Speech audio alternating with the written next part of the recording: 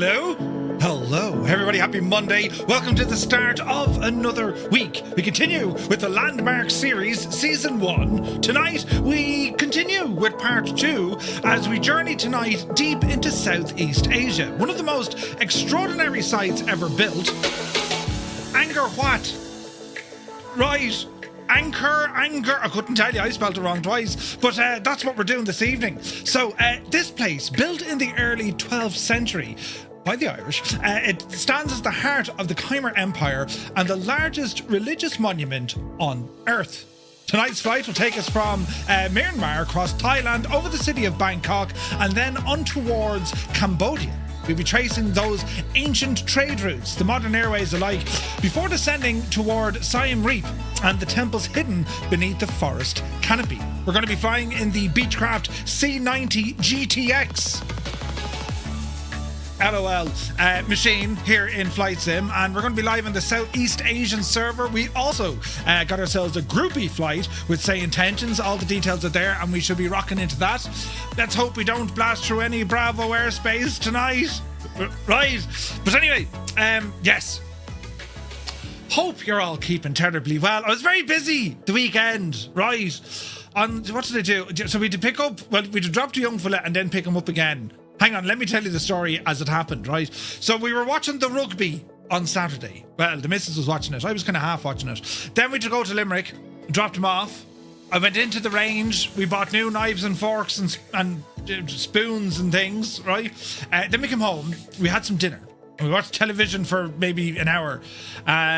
Maybe an hour and a half. And I went back down to Limerick, right?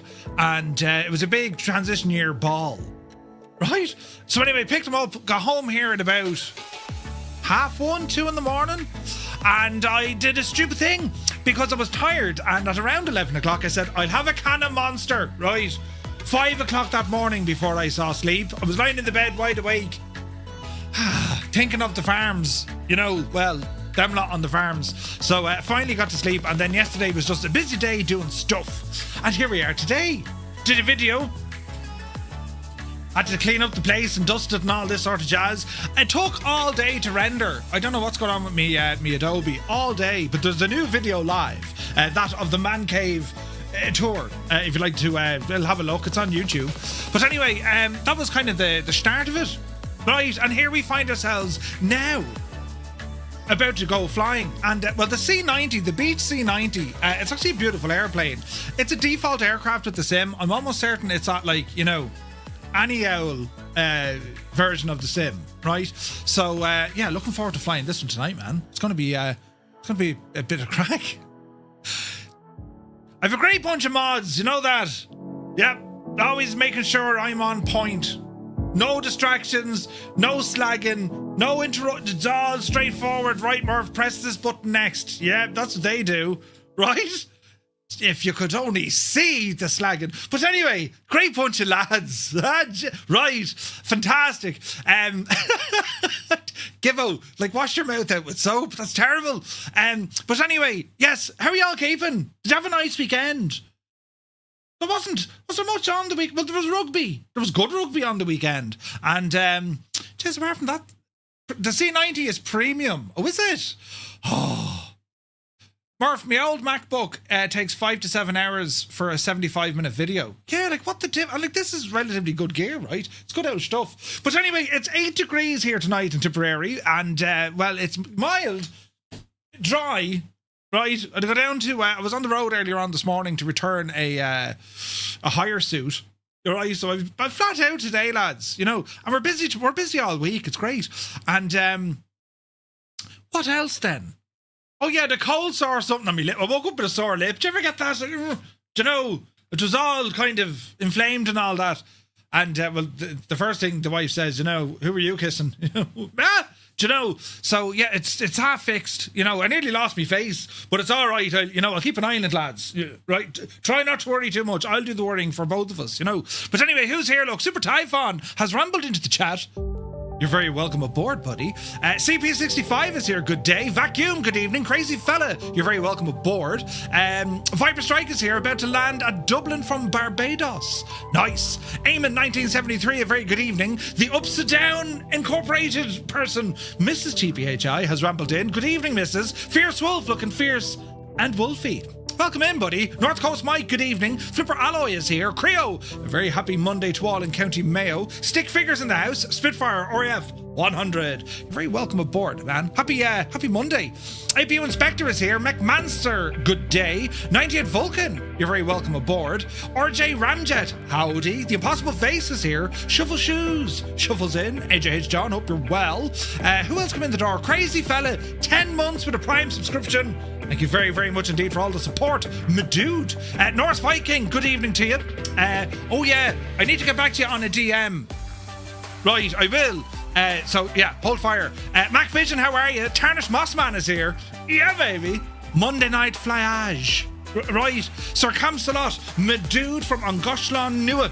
How is she cutting, man? Gaseous Maximus is here. Good evening. Alberto, hope you're well. Tenured is here. Murph, I was just watching your video on your setup. Amazing. Also, it's not the hat that makes your head look funny. Yara, yeah. It is. The glasses and the hat. I've a normal head, you know, mallet head. It's a normal aspirated head. You know, it houses the brain, you know, and that does be flat out for an hour or two a day, you know.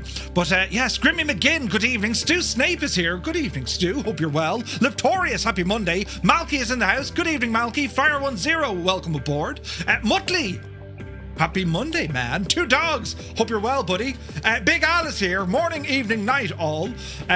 Great tour around Two-Tone HQ, Murph. Any more things and you'll need to build a new place for the office.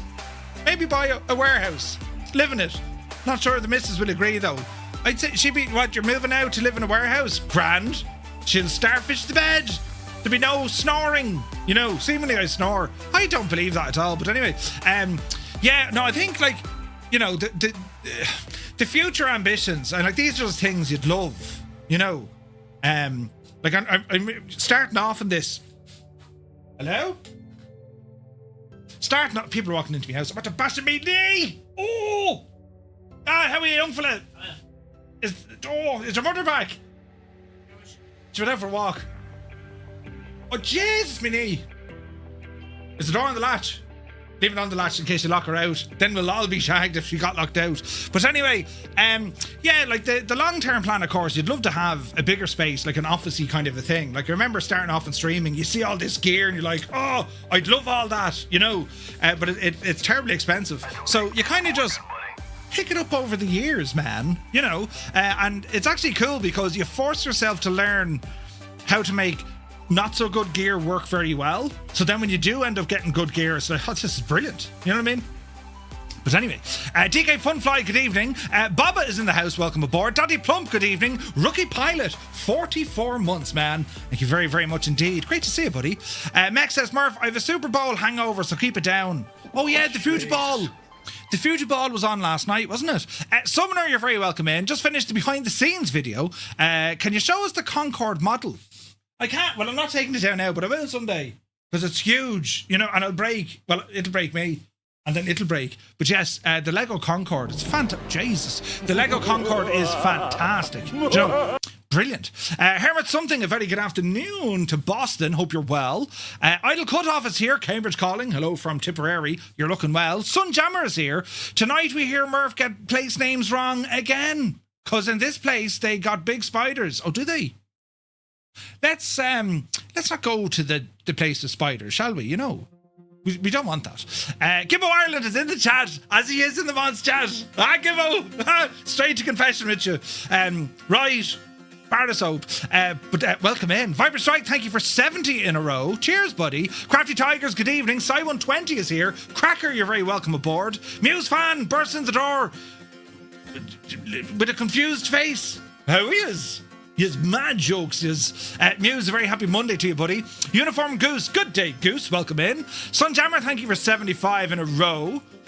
So I still watch this Egypt after 2 months. I must be mad or an Egypt. I reckon you could be an Egypt. Malky, thank you for 20 in a row. Proby Pete, happy Monday. Hope all is well in Arizona. Lear is in the chat. Happy Monday to you, Lear. QC Frank, Murph almost dropped me LG Dual up screen this morning. What? The arm clamp was loose.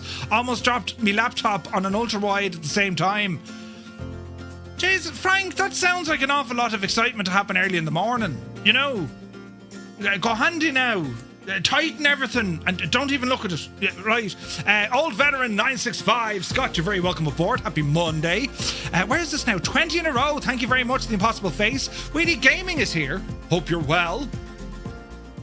Hi all. Waiting on the squeaky mic stand.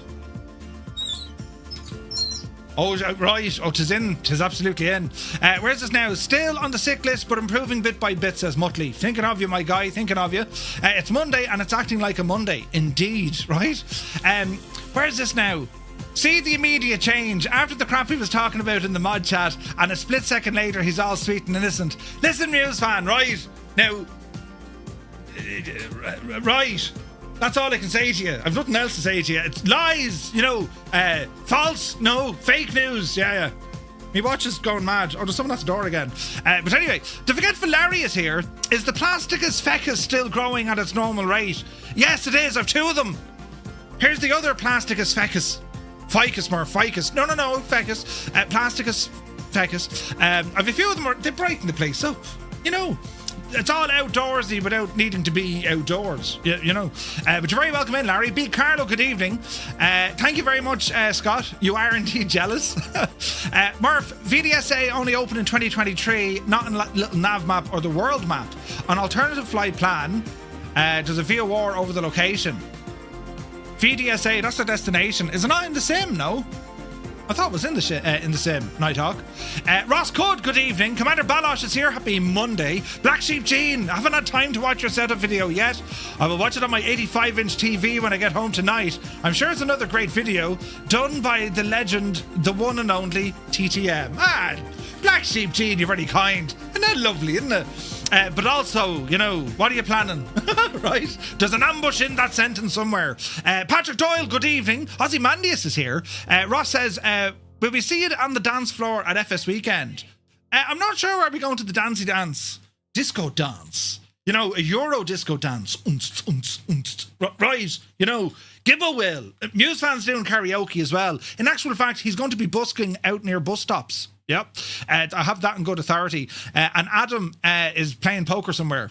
Or learning how to play. He's never played it before. He's going to learn how to play poker. Yes. Murph, on my old MacBook. Yeah, that's nuts, Frank, isn't it?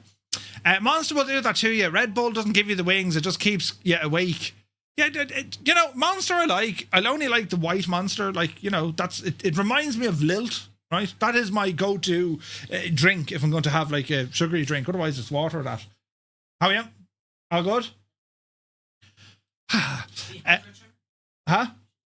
She has returned. You didn't lock her out, so... See the way now, he was about to lock you out, Mr. Two-Tone, and I said, Jesus, don't do that. What about me? I saved you from having to stay outside. I'm a very great husband to have, protecting you and guarding you from, like, the terrors of the night. They mostly come at night, you know. Mostly. She's going to come in here and bash me over the head or something. The C90 is indeed a premium aircraft. Balls. Energizer's here. Good to see you. Whose bright idea was it to give us minus 15? Wait, what? Minus 15? Jesus. It's been quite a grand... Oh, wait. It's been quite grand on the mod chat. Don't you encourage them? You know... the super game went well, says CP. Ooh, but a match that went wrong for some people. Had a cold sore since 2020. Me or you, Super Tie? Right. Angry Bee, good evening. Idle cut off, brown paper bag, please. Wait, what? Love your behind the scenes video, says Patrick Doyle. Thank you very much. I was the first like. How many brownie points is it worth? 7 brownie points. Thank you very much indeed. Don't spend them all in the one virtual place, but thank you very much indeed. B. Carlo, thank you for 5 in a row. Mr. TPHI, good evening, welcome back from a day's work. Pull up a chair. In a box, man. He's in a box, man. It's good to see you, buddy. Happy Monday. Clan Jammer is here. Welcome in, Clam. Backlight, good to see you, buddy. Crazy Fella is here. UTB welcome aboard. No worries, Murph. You'll do it when you get to it. No, I will, 100%. Free Spirit, good to see you. Hope you're keeping very well. Good to see you, bud. Stu Snape went shooting shotguns yesterday morning. Didn't know how much I'd be aching today. Right, the shoulder especially. You have to get it in there good and tight. Right. Now, to be honest, usually it's whatever's at the far end of the barrel is going to be worse off. But you do get, don't you?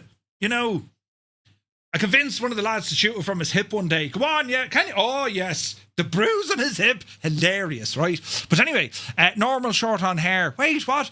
Paul is here, good evening. Kazaki, welcome aboard. Normal aspirated head as opposed to a turbocharged hybrid powered one. Yeah, it's like a little 1 litre turbocharged, you know, kinetic energy system head. That's what I've got. Flying Tonight is here. Good evening. Hope you're well. Gunho Guy is here. Vespia, welcome in. Adam Controls. Grand job on the Man Cave tour, Murph. We'll need some links for some of the gear you have. 100%. Let me know.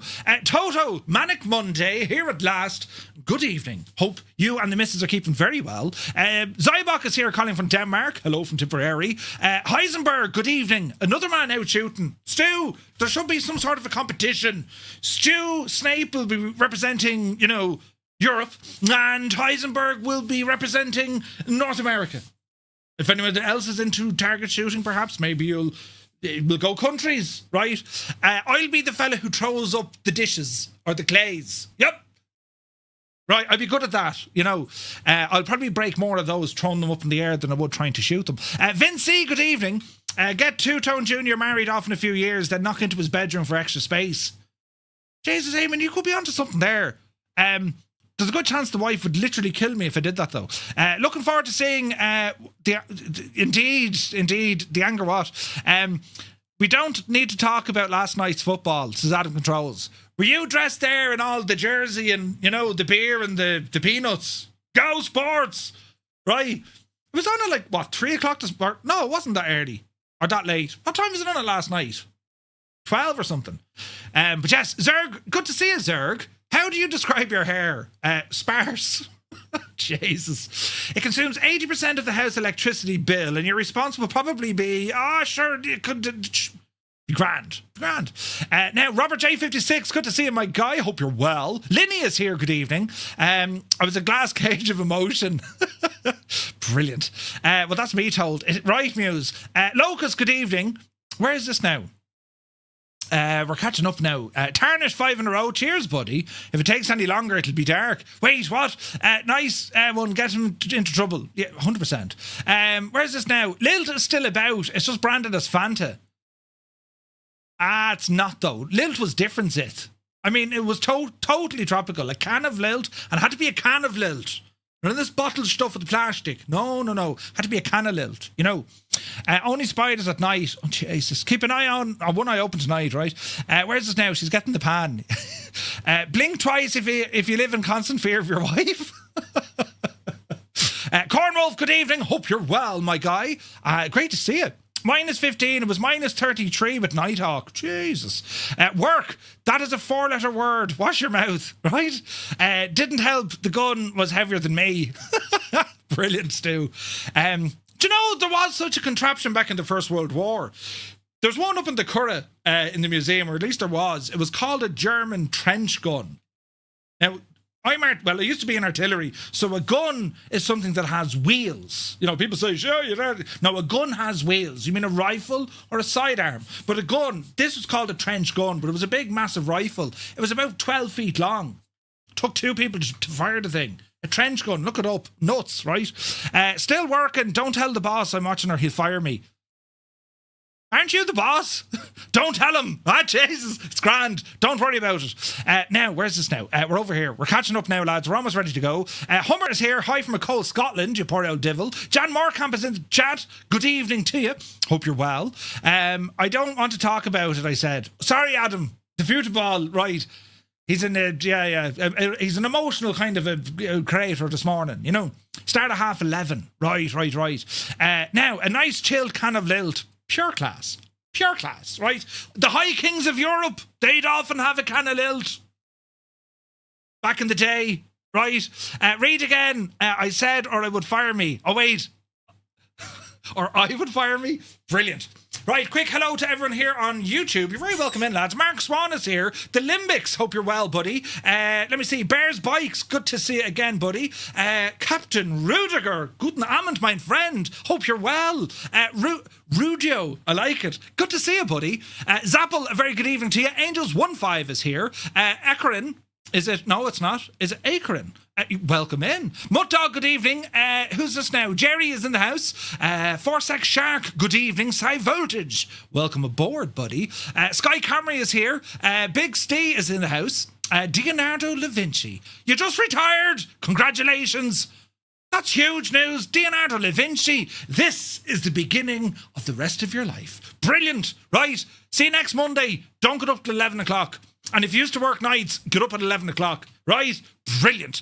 Congratulations, bud. Mav Wings is here. Rich Gillen, good to see you. Northland Air, you're very welcome aboard. Atlas Commander's in the house. Now, let me see.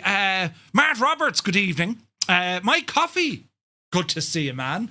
Yes, the Olympics are on. They're giving it socks, aren't they? Absolute socks. Speaking of guns, we, or rather the estate agent, found me late granddad's Lee Enfield locked away in a cupboard during a property viewing. The old 303. I fired one of those years ago, Lee Enfield. It's been pushing buttons. Oh, wait, I've been pushing buttons and I no longer see people. Uh-oh. Aviation Tyler's here. Good to see you.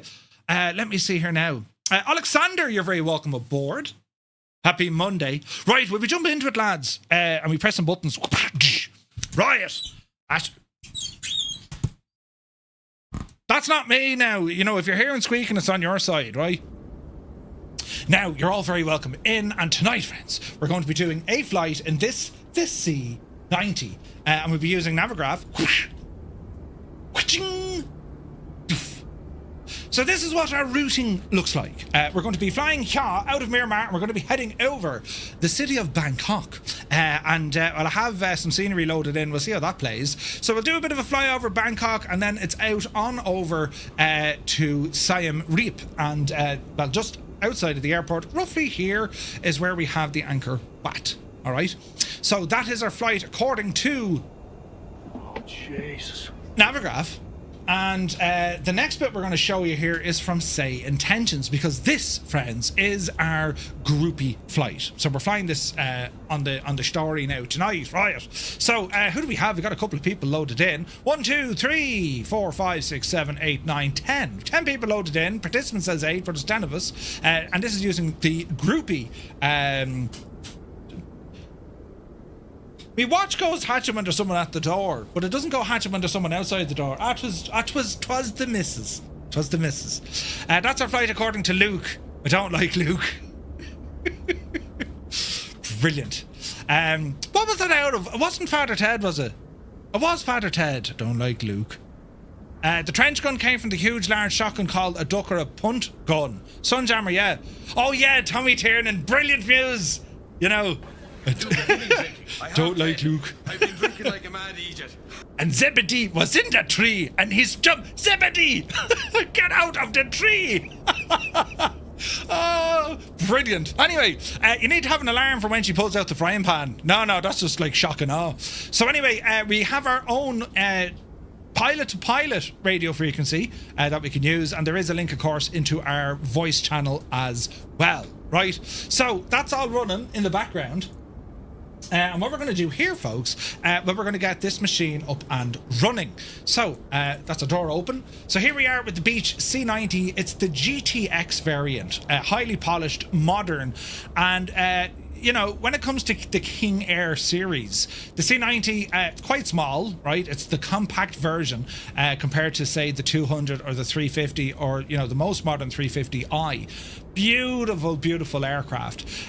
You often see these as private aircraft, some of them used for charter, but you also see them for maritime support. I think the US Coast Guard use these, or I've seen them in a US livery. They're just a gorgeous aircraft, and Textron went with that new kind of Beechcraft kind of livery, and I think it looks absolutely stunning, right?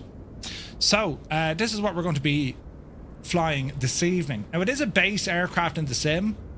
I think it's a Coronado plane, if I remember correctly. Oh, there's Midland. Good man, Rex. Yeah, 747, man, Rex. I think it was Coronado who made this. But yeah, a very, very pretty looking machine. And as I said, not as big as the King Air 350, but not far off it. Very, very similar. They're almost identical, right? So we'll jump into the cockpit here, and we'll go ahead and get the door closed. Let's just double check that's all closed there behind us, which it is. Another advantage of using Flow Pro, like if I wanted to open that door, it automatically puts you outside the aircraft. With Flow, you have options to open and close doors without you going outside of the aircraft. Freaking brilliant, right? Brilliant. Right, so before we get going here, let's go in and check our fuel quantity. We're going to go 80%. Rule of thumb, I always go 80%. That gives us plenty of scope for cargo and passengers and all the jazz. All right. Now, so what we have here, well, beautiful, beautiful cockpit. Circuit breakers are indeed modelled, which is a great bit of stuff. And we also have some very fancy Collins avionics systems. So they're not your general run-of-the-mill Garmin stuff. Well, Garmin isn't run-of-the-mill, but what we're used to be it with like a 430 or a 530. Do you know what I mean? So can you get a lift? You can, Zybok, come on in. Right, so what we're going to do, well, procedural wise, well, we have our fuel cutoff valves, our condition levers, right? These are Pratt & Whitney PT6s, right? We've two of them, so we need to be careful with these with hot starting them. We have our prop, they'll go full forward. Landing gear is in the down position, which is what we want. Flap is in the up position. If we disappear the yokage, we'll go ahead and turn on the battery. Now, there's one thing that this aircraft suffers from, and it just hasn't been fixed, you know, since ever, and it's the aircraft engine sounds. They are quite low. The aircraft engine sounds are quite low on this machine. Not much we can do about it, but we'll see how we get on. So let me see. We're going to go our transfer pumps to auto, booster pumps on, and we can see our fuel starting to come alive here now, right? Generators are currently off. We will turn on the anti-ice. That's effectively our inertial separator for the engines, all right? Auto feather, leave it off for engine start. We'll go ahead and turn on the nav and beacon light. Get the tail fluid on here as well, just for gas. And let me see, reset our barrow, reset our directional indicator, and everything else is in the off position. So we're okay. Fuel boosters are running.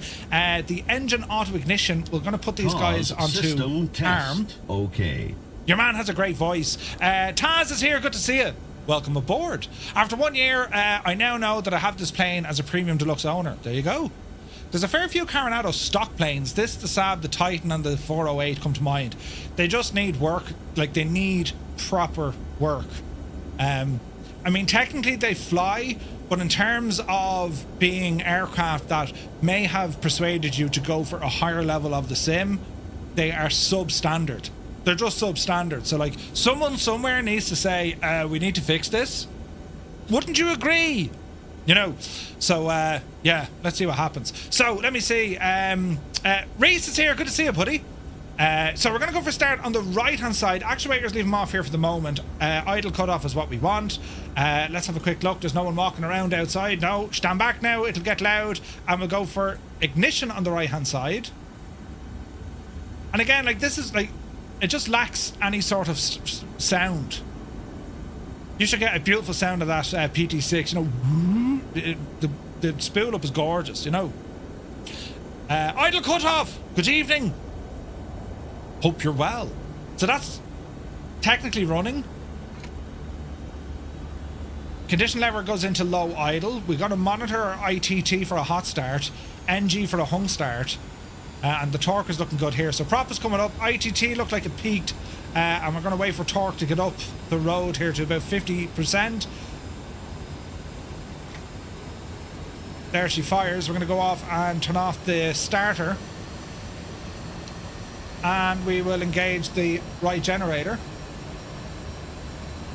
And there's a start on our left engine. Repeat the process on the right engine. Repeat the process now for engine 1, or the left side. Slowly but surely coming to life. I know they have evolved past it, but love to see Black Square do their own steam gauge overhauls. Yeah, that'd be awesome, man. That'd be awesome.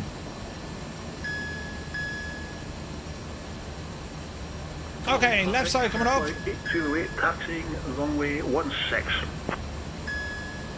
And we'll put our fuel in.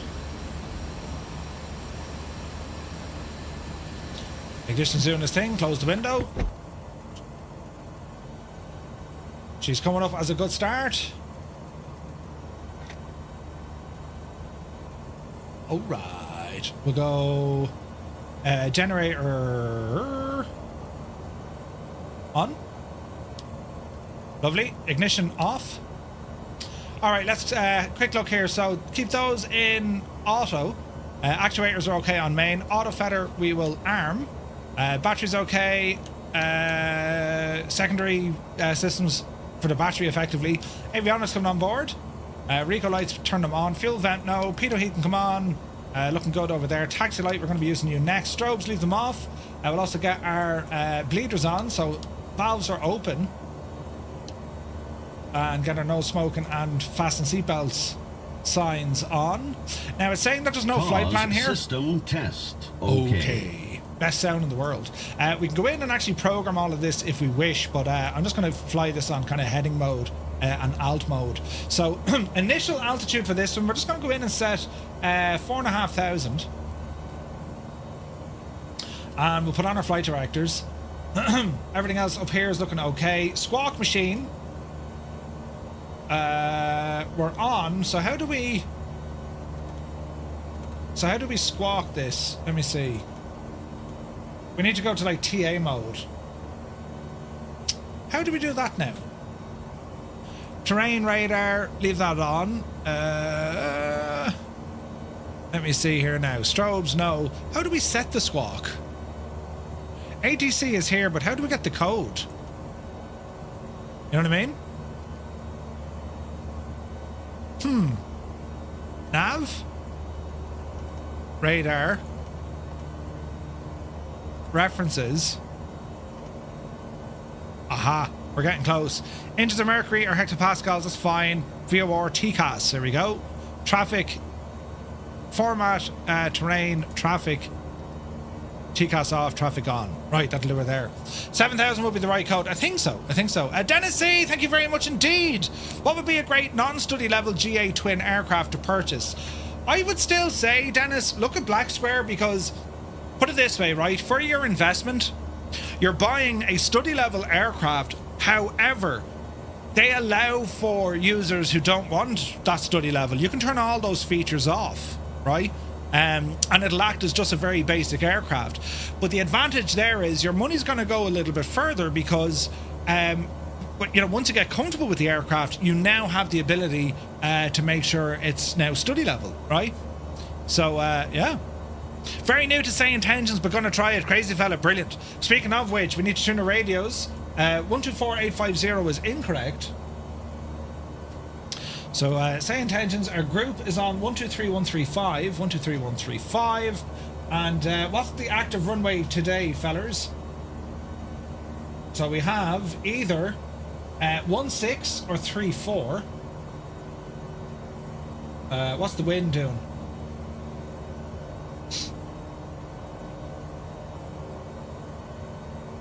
Don't really know. Let me see. We're going to taxi. We'll taxi 16. They're calling for. What runway are you using? 070 at 2. You're getting a 3 knot headwind on 34. Right, one way. Oh, headwind. Okay, 34 it is. Make sure I'm on live weather. I think I am. 16, Murph. Roger, we'll go runway 16. Thanks. Myanmar traffic, November 235, Romeo Mike is a Beech C90 taxiing from the ramp. We're going to back taxi on runway 16, Myanmar. Quiet, lights, taxi, actuators, off the brakes, fixed. My genius, who am I kidding? It was a blonde moment. Uh-oh. All right, let's have a look here. My cursor has bugged out. Ah, you big muppet. We had it like at 8. Look at this stupid cursor. Why does it do silly things? Right, now we're laughing. I think. Now, as far as I know, this taxiway doesn't run the length of the runway, so... but there's a bit of a queue down there, so we're just going to... Approaching runway cut across the grass. I suggest a Seneca by Jetstream. Is that any good, Atlas? We'll taxi on the grass. It's nice and soft here. Bang, wallop, bang, wallop. Got a strobes on here as well. Oh yeah, it's proper bouncy here, look. Although we are moving fairly fast. Easy now. Isn't it a cool looking plane though, isn't it? This is a gorgeous looking aircraft. I'd love a bit more depth to it. Not to flaps. The Indy 406 would be decent. Never thought of it. Yeah, the Indy 406 is excellent. And again, it's... I mean, there is a lot of depth to that aircraft. Actually, yeah, that's a brilliant shout, Malky.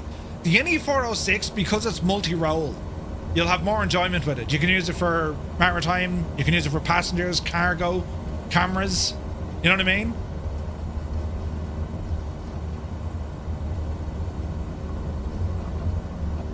Rex, you're some ticket. I mean, I love the fact that you fly with us. I'm just puzzled as to why you always go for, like, you know, huge, enormous planes. You love the C90, Gregor? I just wish there was a little bit more depth to it. It's great because we have different avionics. That Collins system takes a while, right? Carinado not do a PC-12 too. In the sim they do, but if you want a PC-12, go with the Simworks Studios one. You know. Man, Rex, keep her lit there now. It's just ridiculous. What can you do? We don't know what he's actually flying. There's a plane on top of a plane. We don't actually know what he's flying. So, oh Jesus, don't scrub the tires, Murph. Anyone looking at this, they're like, oh, this is so unrealistic. No, it's not. This is what happens in the real world. Planes are always this close to one another. I didn't turn on Join FS for Kozaki. Bedrock, good to see you, buddy. Hope you're well. Myanmar traffic, November 235, Romeo Mike, taking off runway 16, departing to the east. Myanmar. Riot! Power coming in. Off the brakes. Takeoff power set.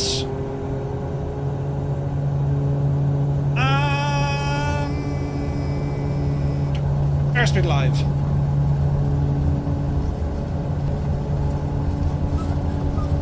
I just hit pause there for a second because it looks freaking weird, doesn't it? Might get a PC at the end of school. Nice! Bedrock, yeah, hope you're well, buddy. Right, now we're live. 80 knots coming in. Wexford Hurler, good to see you. Hope you're well, buddy. Right, 100. On runway 16 remaining. Easy. 9,800 feet. Huge runway. Alright, positive way to climb. Bring the gear in. Not tarnish. It's going to be one of those days. Flaps in. Yaw dampener on. Oh man, look at all the forest here. This is gorgeous. Look at this. Mad looking flyby. It's a bit quiet, isn't it? Alright, getting a bit of altitude. Oh man, this scenery is absolutely nuts. Look at this, it's gorgeous.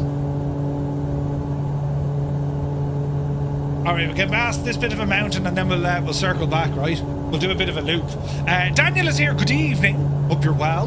Right lads, so if you're currently flying along, if you're on the Xbox, press 1. Xbox and PlayStation, press 1.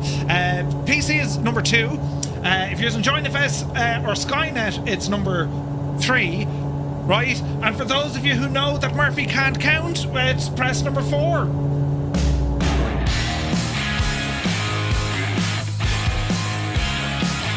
Well, hello, Fireflies. Welcome to the Flying Circus. We live stream Monday to Friday, 2000 Zulu time, right here.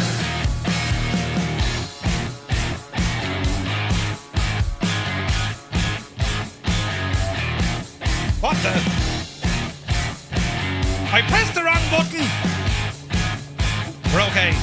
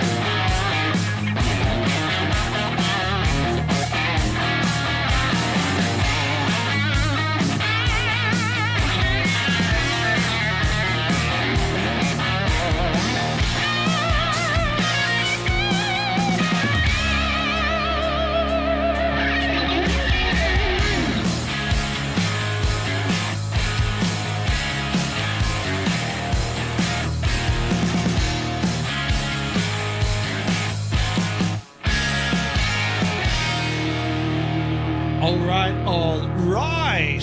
So we want to get up to 4,500. So let's have a quick look at what we're doing here. So let me see. We're going to go heading sync, lock it in. Altitude is selected. Do we have a... We do. We'll V-speed it. We'll go autopilot on. V-speed up the hill. No, V-speed up the hill. Okay, so 4.5. That was quick. We locked it in, right? That's right. Turboprops are very loud. Not on this thing, man. These are quiet as. But in general, yeah, they should be loud. Okay, left turn coming in, right? And we're just going to circle it all the way around. Velo is here. Good evening. 28 in the PC, 1 on console, 3 on Skynet. Well, we've more on Skynet. We can see it on the map. We've loads. We have... all these lads. Man, that's friggin' awesome, isn't it? I love this. Groupie is brilliant. And remember, it's free. All you need to do is sign up for a free 24-hour pass with Say Intentions, and then you can just run Groupie after that. It's fantastic. 3-blader's often the loudest. Yeah, it's weird, isn't it? You think like 4 blades, but 4 blades are more efficient into it, you know? Oh, you're in the Mitsubishi, Kozaki. Nice, man. Nice. Hang on there now. We turn on Join FS for you. Up you devil you. Alright. Alright, so as we circle around, we're heading out to our first stop of the night. It's going to be over Bangkok. And I'm looking forward to seeing how this all kind of comes alive in the sim. So, engine conditions and stuff. Well, ITT is okay. Torque is okay. Prop is okay. And our N1 a little bit high. Ease you back a little bit.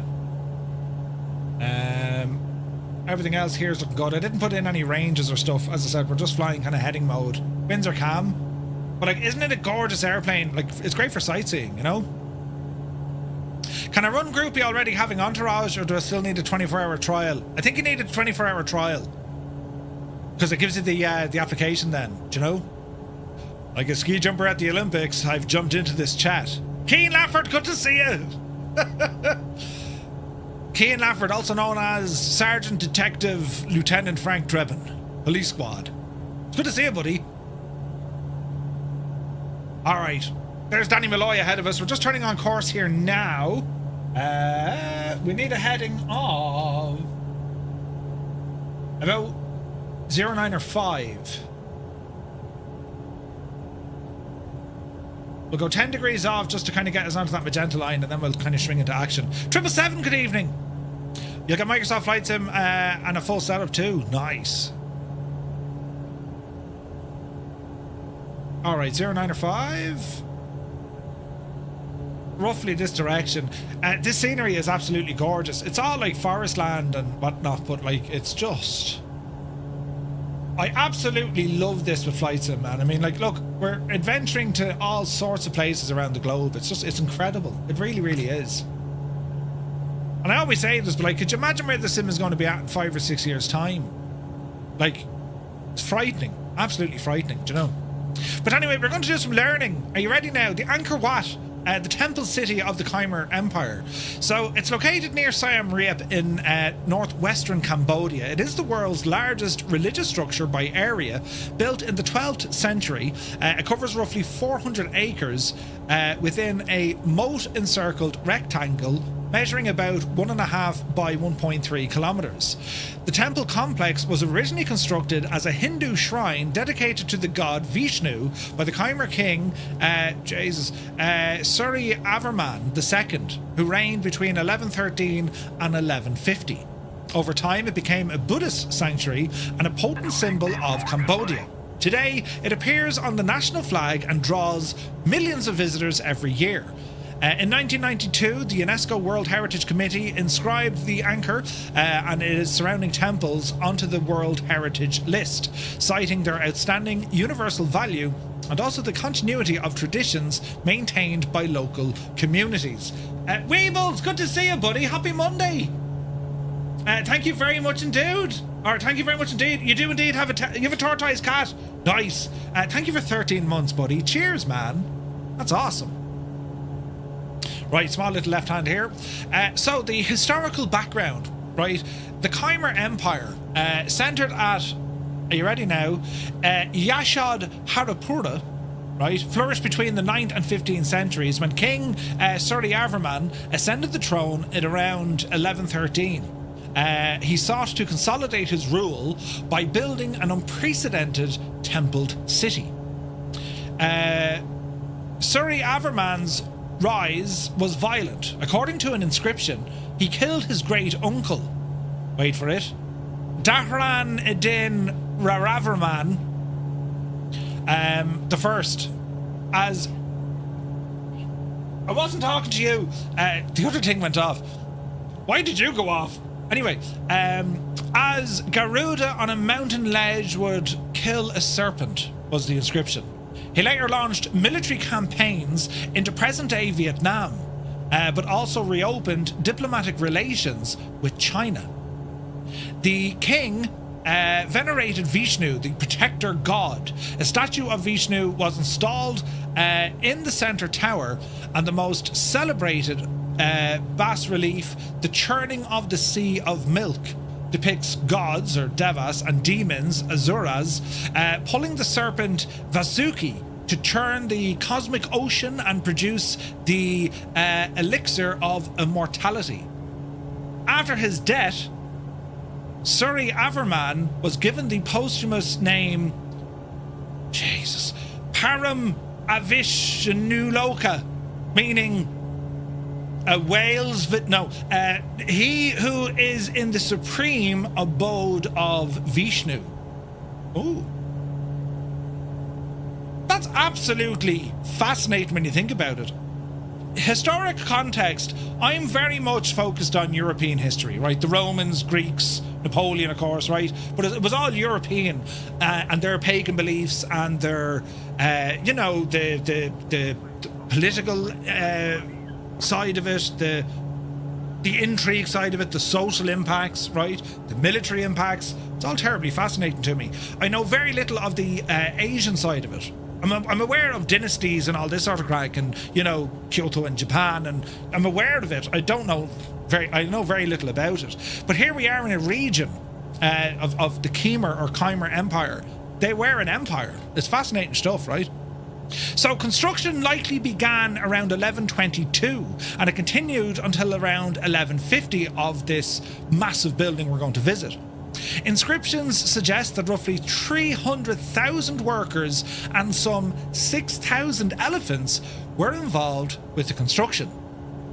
The Khmer engineers excelled in using sandstone. Between 5 and 10 million blocks, each weighing up to 1.5 tons, were quarried from the Phnom or Nam Kulin, which was 50 kilometers away, in which they transported it via a network of canals and rafts down the Siem Reap River. What? A bowl of what's this now? 90% of your audience is European. But actually not. My cruise speed is currently at 210 knots, but I'm going to slow that devil right down. Right. San Diego, right? Wales, what now? No, yeah. At Tanagra. At Tanagra! Brilliant! I'm missing the chat because I'm reading my notes. Gibbo has left the chat, right? Where's this now? This is a tough listen, not going to lie. Lear! Under 200 knots. Lear, listen, you'll be amazed what you learn, right? Murph, you're aware of Dynasties, the TV show? No, I didn't see that. 11:52 to 11:59, then dinner. Yeah, right. No, I don't think I've seen Dynasties, the TV show. But anyway, they transported somewhere between 5 and 10 million blocks, each block weighing up to 1.5 tons, which were quarried 50 kilometers away. What? Crazy. And they did so using a network of canals and rafts down the river. Laterite, a clay-rich stone, formed the core of the walls and hidden structural elements, with sandstone used for visible surfaces. Builders fitted the smooth sandstone blocks with tight joints, without mortar. They used a sort of mortise and tenon joints, dovetails and gravity. Elephants, coir ropes, pulleys and bamboo scaffolding were also employed. To excavate the moat around the temple, workers moved around 1.5 million meters squared of sand and silt. Beneath the central tower, a shaft leads to a chamber where 2 pieces of crystal and 2 gold leaves were found. Such deposits were meant to energize the temple spiritually.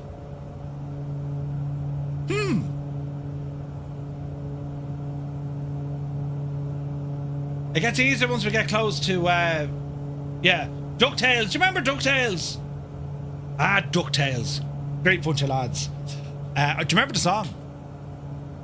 So the workforce of this, right, get an idea. So they started making this, we reckon, 1122. It's finished by 1150, give or take. Some 300,000 workers were involved.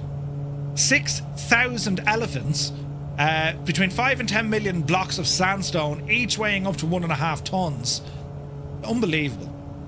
So Angkor Wat combines 2 classical Khmer temple forms. The Temple Mountain, representing Mount Meru, home of the gods, and the concentric galleries representing mountain ranges. Its architecture is a cosmological map. Moat as a cosmic sea. A 190 meter wide moat surrounds the complex, symbolizing the cosmic ocean. Visitors cross the moat via a sandstone causeway lined with naga, serpent, balustrades, echoing Hindu creation myths. In Hindu cosmology, crossing the sea represents leaving the ordinary world for the sacred. Enclosure walls as a mountain range. After the moat, devotees pass through successive enclosure walls and gopura, or gate towers, that evoke sacred mountain ranges. Each gateway ushers the pilgrim into progressively holier spaces. Then we have the central sanctuary towers as Mount Meru. As the centre stands 5 towers arranged in a quincunx. 4 towers are corners and a central tower. The tallest tower rises about 55 metres. The towers represent the 5 peaks of Mount Meru and the dark sanctuary beneath the central tower, symbolising the cave where the deity descends. We also have then astronomy here, because the entire complex is oriented west instead of the usual east. Scholars suggest that this orientation implies some sort of funerary purpose, because west is associated with death. Others think it's because Vishnu is associated with the West. Astronomer architect Eleanor Manica observed that the temple's north-south axes of the central sanctuary measure 13.43 cubits, matching Angkor's latitude of 1341, implying the Khmer were aware of the Earth's curvature. What?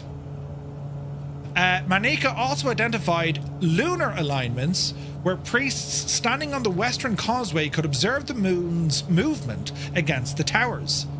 Recent research has identified numerous solstice alignments across the Angkor Wat and nearby temples. There's some 70 of these alignments connecting the structures to the sun's annual cycle, underscoring their role as the microcosmic models of the cosmos. What? That's absolutely friggin' nuts.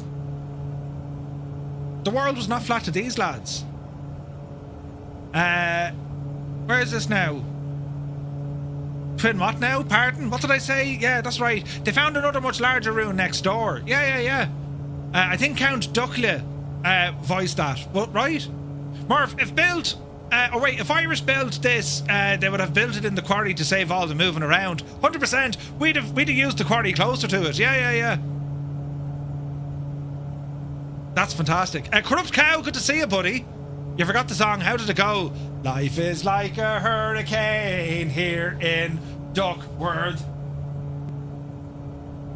Something aeroplanes. It's a Duck's world.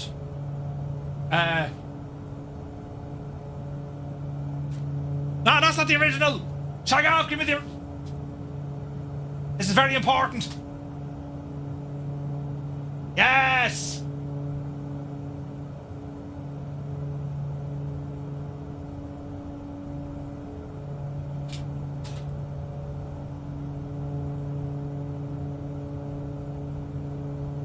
If this won't get stuck in your head, I don't know what will.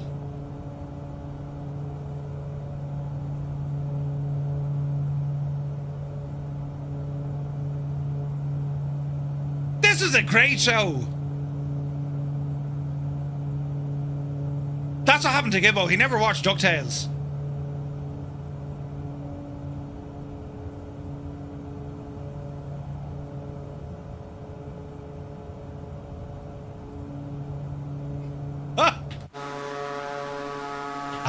DuckTales, a great bunch of lads. Look at the state of this. Live weather, lads. There's Mr. TPHI, Ryder, Chrissy Frank, Mr. Minimite. You see Travis over there, Sapper, Starbug, Ivan Cutoff, North Coast Mike, is it Orpheus, Hydra, Corsair, Debo, Robert. Do I have pictures? Mrs. TPHI, we can actually see the name Mrs. TPHI in the side of your airplane. That's fantastic. I imagine you must have spent some time wondering, could you code that to be upside down, right?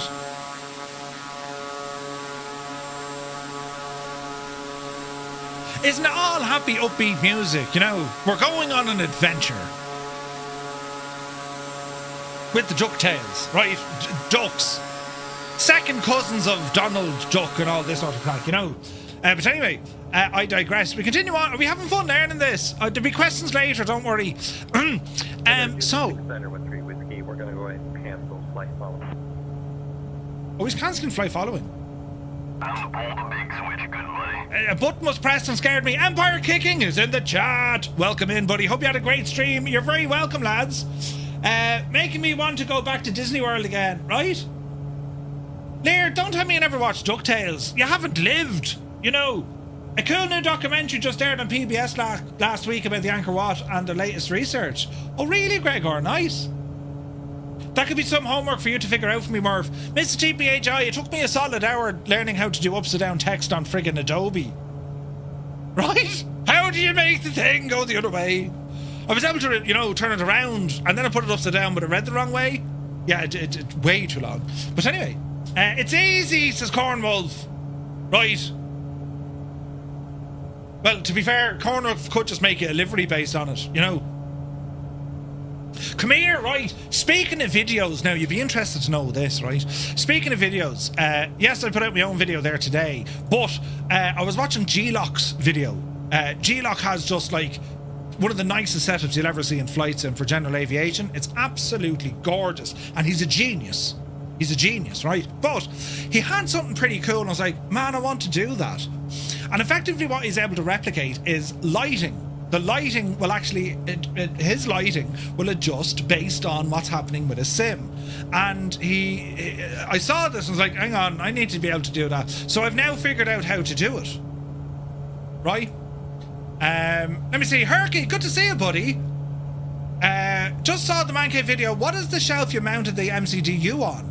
I need that in your life. So I got it over on Amazon, right? I don't think there's a name on it. There's no name in it. But it's just like, get the measurements. That is the shelf there. It's on these arms. Ah, but they're pinching me thumb. Oh, jeez. Right. It's on these arms. And then you have a little reset button to kind of close them. And that literally just lives here beside me. And then I use it for my FMS or MCDU. It's also strong enough. I mean, you could easily, if you wanted, you could easily put a joystick on it, right? The Govee lights can do that with the HDMI box. They only do it for gaming now. No, hang on, Cornwolf. You can do it without that box, right? A wee thumb nip. No, it caught the, you know the bit with your thumb? Look, there's a mark on me thumb. I nearly lost me thumb. That's tonight's crash covered, right? So what I can do, right? Hang on now. Govee desktop, right? This may or may not work. But if you have Govee lights, yeah, look, none of this stuff is connected. Why is that now? Hang on, we'll go into the app and turn it on. Device settings. So table lamp 1, that's what this one here beside me is called. And I want to show you this, right? This is pretty cool. Put it this way, lads. You can buy 2 Govee lights. They're like 40 quid for the 2 of them. Put them on either side of your sim setup.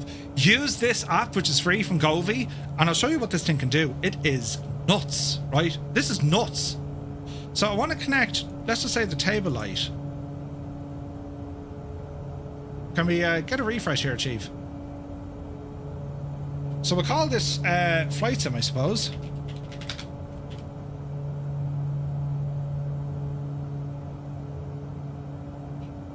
Now, if the software is going to be buggy, well then I'll have to find another software, you know what I'm saying? Table light 1. Here we go.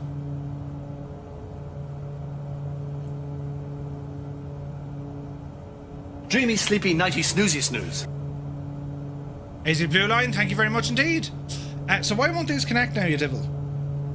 Land control on.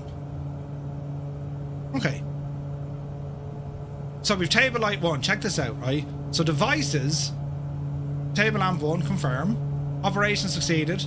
Now check this out. It's turning it on, right? And I'm going to say the light lives over here and confirm, right?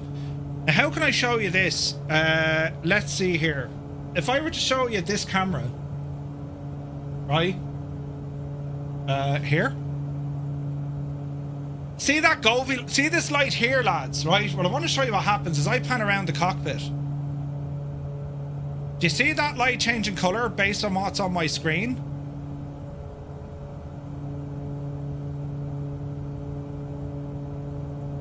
Right?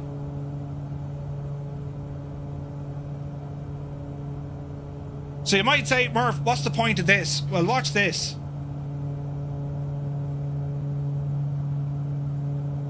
Shouldn't I have like lights flashing?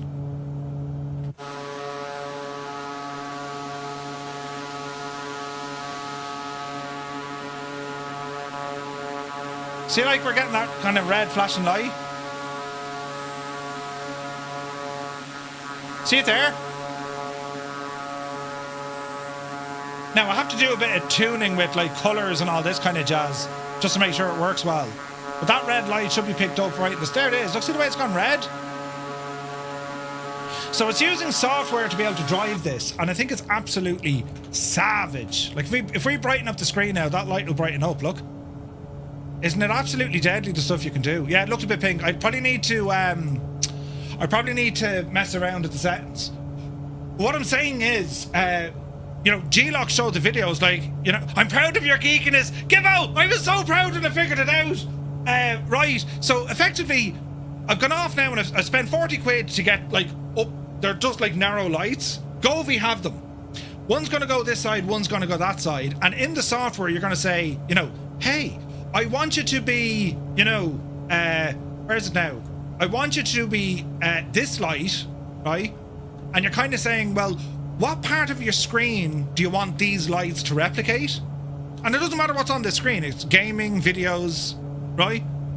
And they'll change based on what it is on your screen. So the way I'm going to try and do it is with some of the aircraft that have that beautiful kind of Beechcraft teal lighting, right? Others, they have like, you know, strobes, or they'll have you know, they'll have the beacon light or the nav lights, right? Now there is another way I can do this. I can actually log or run all of this separately without using the Govee desktop. I can actually run this straight through something like Home Assist and just grab a Sim Connect light on, right? That's the expert. But I need to find out from G-Lock how he did his, because it sounds very complicated. But that Govee one is brilliant. And like Class D or Class B transition, the Govee one is great because you don't need to go off and buy these sensors that's reading the screen and plugs in. It does a good enough job replicating what's on your actual screen. And it's only really connecting to this light, so I don't know how good the software is. I'm going to try these other 2 lights. But like, you know the way like you get these lights for the back of your TV and it like pushes it all out at the back? You know what I mean? I bet it's deadly in a storm, Murph. Yeah, we'll just flash on or off. Plus all the other lights in here. But yeah, effectively it would work. Yeah. I use a light switch to turn on mine. Yeah, that'll work as well. Yeah. Big Al all the time. But at the same time, you mustn't have many friends. Put something else up to bash your hands and toes with. Yeah. You can get RGB strips with them. Yeah, you can do that as well. You should get smoke machines next. Yeah, and those vents that blow air in your face. I'm telling you, lads, it's all ahead of us, you know. But I saw it on G-Lock's video. He did a great video. And I was like, man, that's actually very good. Murph has hundreds of friends and no friends at the same time. That's right. Yes. Where's all your friends, Murph? Oh, they're all busy. They're all out, you know. It could look good at the Northern Lights. Yeah. Have you considered pyrotechnics, right? All you're missing now is the plane, right? I just think, like, it's another, especially for nighttime flying, wouldn't it be a great way? Like, think about it, right? If you can do it in such a way that your screen is able to mimic, well, here's me wingtips, so there's me nav lights or me strobes or me beacon, and that's just giving you just a little bit of that inside your own setup. Freaking amazing. Like, amazing, you know? And just one fan. Well, I have a fan up there, actually. Yeah. Can you go to external view? I can, Eric.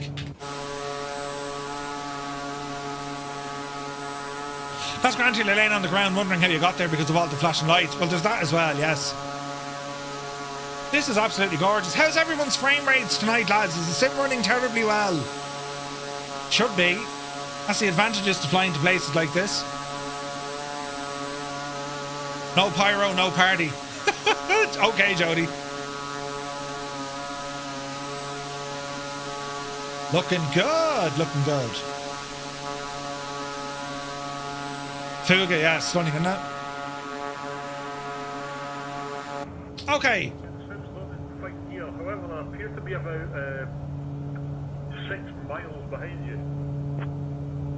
Who are you behind? Wait, will this work? No. Why won't this work? Unable to... Why doesn't it run that shagging... Hang on. Stand by. I need to do a thing with the yoke. Where's the address? Program files. Elgato. Volume.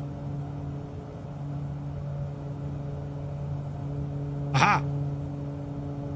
Excellent. Now I can control the sim. Brilliant. F1 race when? Probably next week, I'd say. What was the thing, the yoke? Yes, the thing with the yoke always fixes it. Yeah. This is November 235 Romeo Mike. We're about 50 miles out from our first stop. We'll probably do a quick tour of Bangkok before we do a landing over at Victor Tango Bravo Delta. Excellent.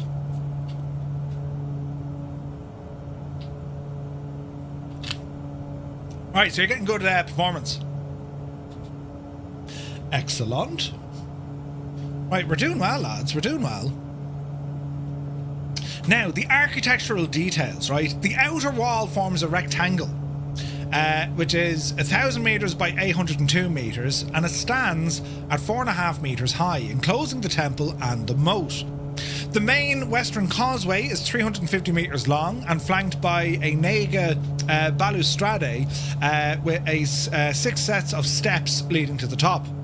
2 libraries sit on each other, or on each side of the causeway, an elevated cross-shaped terrace near the centre once supported statues. The gopuras, or gate towers, with elaborately decorated lintels, marked each cardinal direction. The central structure, the core, comprised of 3 steeped terraces encircled by covered galleries on each level. The second and third terraces' corners are crowned by towers culminating the central sanctuary, and each tower is shaped like a closed lotus bud, a motif typical of Khmer architecture. Inside, 4 rectangular galleries define the quadrangles, and the galleries are lined with columns and carved pediments.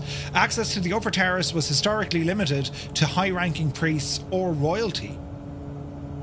Angkor Wat is famed for its extensive bas-reliefs and sculptured decoration. There's nearly 2,000 meters squared of bas-reliefs depicting scenes of Hindu epics such as the Ramayana and also the Mahabharata. The most celebrated reliefs including the churning of the sea milk and the Battle of Kuruk Kshetra, and detailed procession of gods, demons, and celestial beings. The walls feature about 1,796 devatas, female deities, each uniquely carved with different hairstyles and ornaments. A later study counted nearly 2,000 of them. Devatas are shown wearing ornate jewellery and crowns, and researchers have identified 37 different hairstyles. What? Carvers left behind thousands of holes in the sandstone reliefs, and scholars debate whether they were used to attach gilding or stucco that has since vanished. Hidden paintings discovered in the central tower included images of a whirling battle with elephants and chariots, as well as drawings of temples and classical dancers, suggesting the Khmer painted some surfaces. The canal network, researched by the Waseda University and others, found 50 quarries along Mount Cullen, connected to Angkor Wat by a network of hundreds of canals and roads. The route shortened the journey to 22 miles compared with the previous 54 miles of the river route. Then there's the water management. Angkor's success relied on a sophisticated hydraulic engineering. The city's reservoirs, barrage, and canals collected monsoon waters for agriculture and controlled floods. National Geographic notes that from the 12th century onwards, the canal network was expanded to dispose of surplus water to the Tonle Sap Lake. Climatic instability in the late 14th century, years of drought followed by intense monsoons. Wait now, climatic instability in the late 14th century. Does Greta know about that? But anyway, followed by intense monsoons, damaged this system, and floods eroded canals and bridges, including the Corbellstone Bridge at Angkor Thom, and the city would not repair the damage. So, the temple's westward orientation and design elements have led scholars to interpret Angkor Wat as both a state temple and also a funerary monument for Surrey Avarman.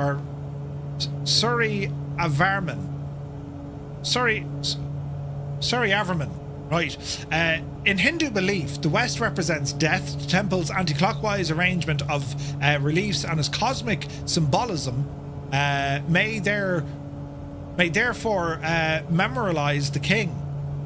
The moat, the mountain range, walls, and the central towers were all conceived as a microcosm of the universe, guiding devotees through a three-stage journey of the outer world to the sacred centre. So after the king's death and a brief period of political turmoil, the Khmer Empire shifted religious allegiance. King Jayavarman VII reigned between 1181 and 1220, devoted himself to Buddhism and constructed a new capital at Angkor Thom, a new state temple, the Bayon. Angkor Wat gradually became the Theravada Buddhist shrine, and although the city of Angkor was largely abandoned from the early 15th century, partly due to climate, upheaval, internal decline, and also the Siamese invasion of 1431, Theravada monks continued to maintain the Angkor Wat. Every tech good to see you, bud. So the rediscovery, it was never really forgotten by local populations. It remained unknown to Western scholars until around the 16th century. Portuguese monk Antonio de Madalena visited this place in 1586 and marvelled at the truly astonishing sight. French naturalist Henri Mouhot, 1860s travelogue, popularised the site in Europe. During the 20th century, French archaeologists initiated conservation works, which were interrupted during the Cambodian Civil War and the Khmer Rouge period. After the site was placed on UNESCO's World Heritage Site in 1992 and removed it from the endangered list in 2004, international teams under Apsara, that's the national authority of Angkor, resumed restoration. Conservation efforts including stabilising stones, combating microbial growth, and also replacing damaged sculptures. So modern LiDAR, that's light detection and ranging surveys, have revealed that the Angkor was once part of a vast, low-density urban landscape extending over hundreds of square kilometres. Archaeologists discovered mounds and depressions representing residents, rice fields and ponds. The remnants of a wooden city that has since rotted away. A Guardian report notes that LiDAR identified 3 cities around Angkor and described as a metropolis as the most extensive pre-industrial city in the world. It was huge. Recent research combining that of the excavation along with LiDAR data, in the 13th century, the greater area housed somewhere between 700 and 900,000 inhabitants.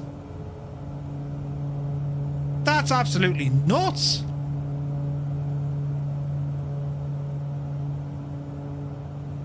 Khmer Rouge. Yeah. I thought you were apologising to me for a second, said Eamon, right? The cat's invaded. Listen, right.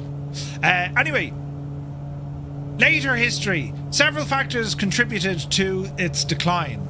Hydraulic failure. The city's prosperity relied on its irrigation network. National Geographic explained that prolonged drought in the late 14th century, followed by intense monsoon rains, caused catastrophic flood that destroyed canals, bridges and reservoirs. Internal power struggles and repeated raids by Champa and then later the Ayutthaya kingdom weakened the empire, and in 1431 the Siamese Thai forces captured it, which accelerated its decline. The adoption of the Theravada Buddhism led to different temple building priorities, and Angkor remained a pilgrimage site but had lost its political importance. It's almost bad as Ordivus. A metropolis. Shut up, will you? Who asked you? Anyway, Angkor Wat endures as a national symbol, a national symbol and an object of pilgrimage. Its image appears on the Cambodian flag, and the temple is integrated into local religious practice. The site illustrates how climate change can impact complex societies. Archaeologist Dan Penny noted that the same water management system that built Angkor was ultimately undone by climatic extremes. Modern research emphasises the need for sustainable management of water resources in the Mekong region. So, Devatas and hairstyles, they reckoned some 37 different hairstyles, right? And they counted up to maybe 2,000 of these inscriptions. It also had hidden paintings. That's kind of mad, isn't it? It's a fascinating place. We're going to visit that now tonight. And me dad was there. Where is this now? Me dad was there. James, when was me dad there? I want to say 3 years ago.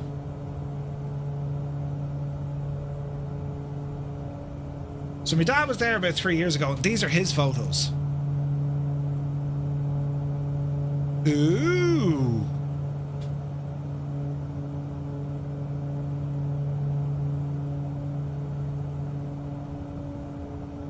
Imagine that, like, you know, between the shape of it and the location of it all in the forest, absolutely mad, isn't it? Ah, there he is there, look. Two-tone senior. He's like 73 in that picture. Or 74, you know. Wasn't Lara Croft here too?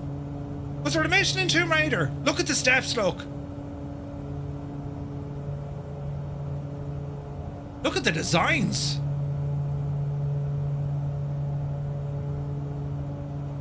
Need to get him back in the Murph line, 100%.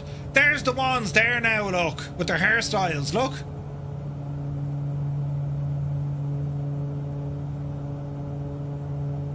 There's 2,000 of these and they all have different hairstyles, look. Did he go up the steps? He did, yeah. Yeah, my dad has hair. No, he's the same bald spot as I have, don't you worry.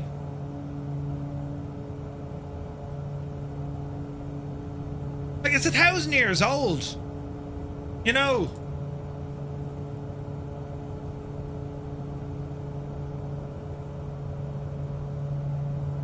It's very pretty. You missed the Murph line. We're doing the Murph line tomorrow night, Scott. Problem with the Murph line, not everyone,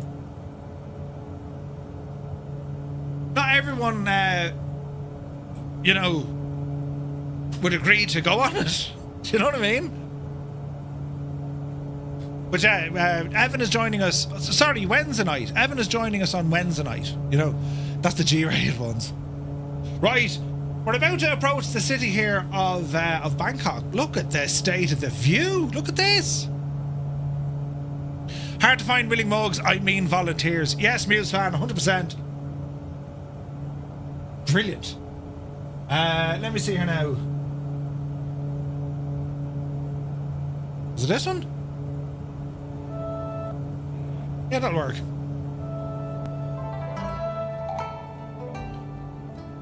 I bet not.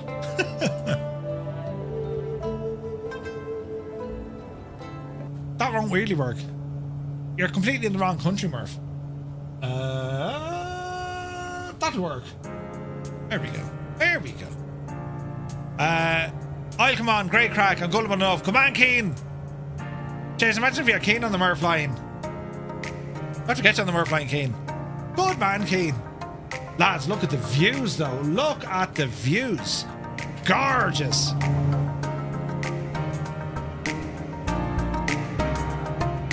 We're going to have the city of Bangkok right ahead of us.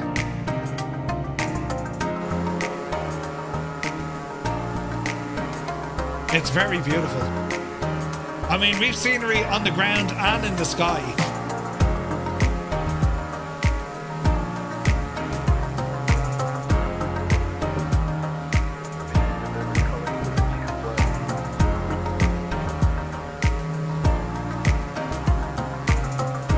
The Murph line.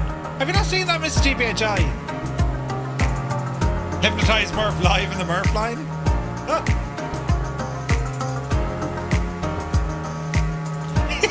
Yeah, 100% Scott. This is how the interview would go with Mrs. GPHI. Mrs. GPHI, you're very welcome and good evening. Nice to see you, Murph. And then we over the other side before we thank you, Mrs. GPHI.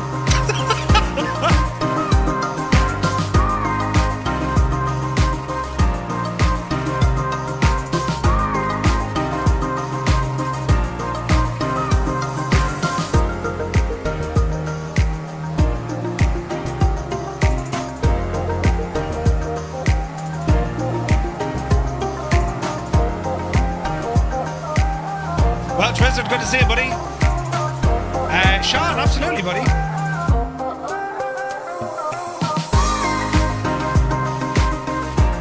You've an awful bad opinion of Mrs. GPHI this one time at band camp.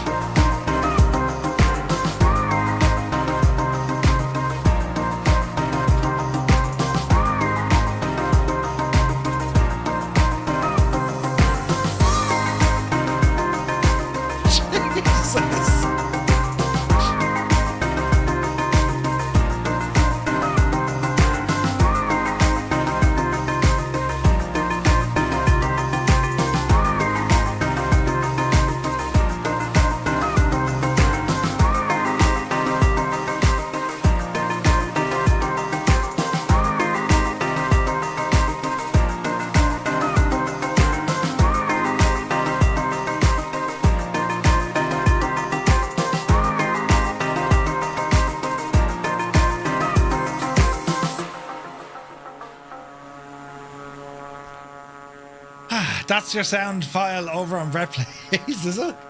This one time. Right. I can see buildings. Brilliant. We'll hang a right here a little bit. This is going to be interesting. Yeah, do you not remember the Murph line? So the Murph line was the segment we used to do on a Wednesday night where I'd interview someone. And we just kind of sit there and have the crack, you know? 1850 715 815. Hello, good afternoon. You're very welcome to the Murph line. Is that still going? No, Joe Duffy's finished. I just kept it for the Murph line. Sure. And tell me about the dog that could walk itself, Mary. Sure. But yeah, what happens at band camp stays at band camp. What happens at band camp goes on the internet, right? And some of us really miss it. Always good to learn about the Fireflies and some other folks involved. Absolutely. It'll come back. It'll come back. I've reached out to a lot of people to have them on it, you know, so we'll see. Don't crash, Sim. Jesus, then don't crash. Well, Spencer, we're flying at the moment over Bangkok. And what they say, no, shag off, pretty much. No, some of them say, yeah. I had arranged a lot. And then just timelines didn't work, you know what I mean? You keep promising, you also lie to people. I don't lie to people. Me! I don't lie at all. Except for that one time, you know, I nearly lost my nose. It's still there, you know. This is looking terribly pretty. What kind of photos? Oh, God. Listen. You've never seen me in Farm Sim. Wait, what? You don't lie. And it was great to see you in voice. For Farm Sim. Listen, I said I'll try to. You have said you would be there. I'll try to be there. Some say, yeah. Oh no, some of them say yeah, and then the others run away, right? Krungtep, Mahan Khan, Amon, Ratanoshkatsin, Mahantara, Euthea, Maha Dialogue, Pop, Noferet. Viper Strike, will you go way out of that, will you? Jesus. Just call it Bangkok, right? Jesus. Say that 10 times fast backwards. Oh, this is looking pretty. Oh man, look at the city here. Look, this is absolutely gorgeous. Jesus.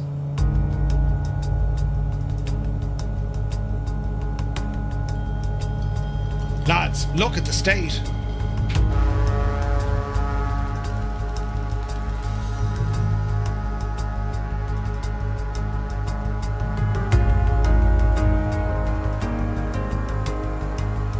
Oh, Microsoft Flight Sim, would you take a bow? Look at this!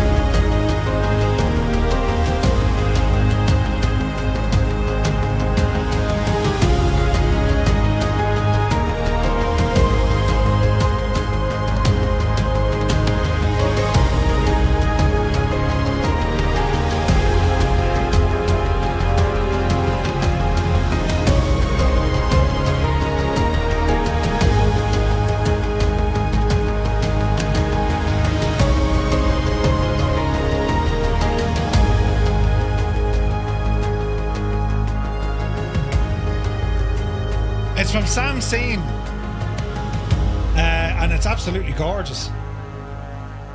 Sam Scene Design, they do incredible stuff. Eamon is going to Bangkok and Thailand for your 60th in 2 years with your wife. Nice. That's going to be awesome, man. Jesus, look at this city, man.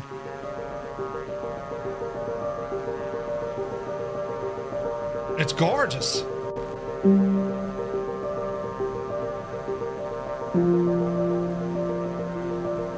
I think we kind of have to see this at night time, lads. What you reckon? Night time? Jesus.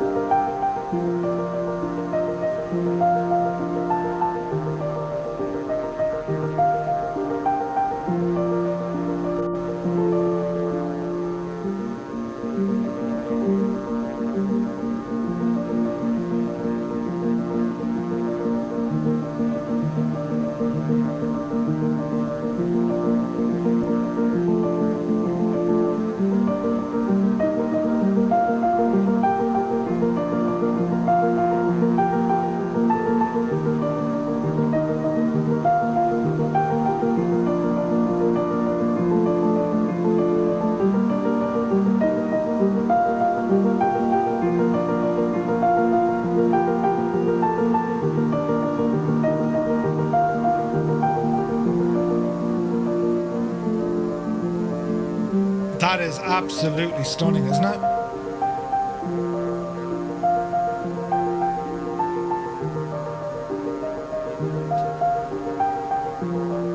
It's foggy as... Oh, Jesus, mind the buildings. It's terribly foggy. We nearly hit... It's grand. Totally grand.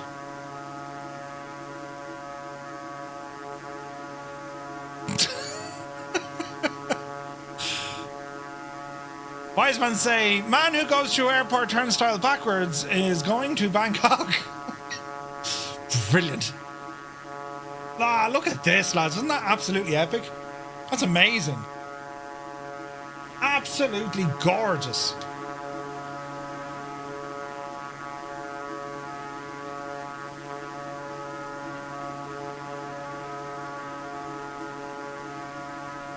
Right.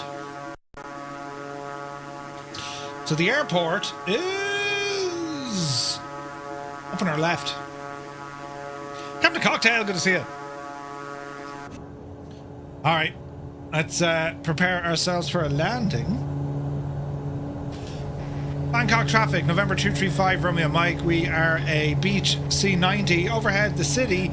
We're going to be making straight in for a full stop landing. Runway 03 left, Bangkok.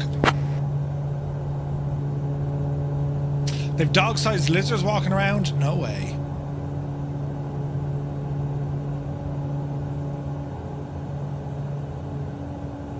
Easy now, Murph. Easy now. It's quite foggy, isn't it? And misty.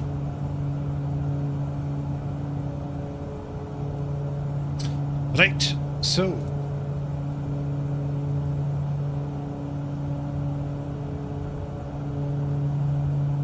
Easy now. Let's drop the speed back.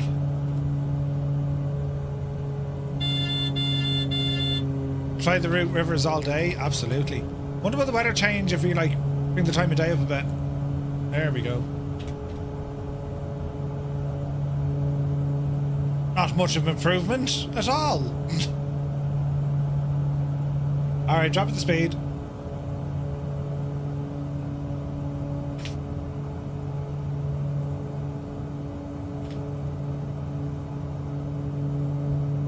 It's called Lufini Park. Pardon me, nice. Easy. Speed 180.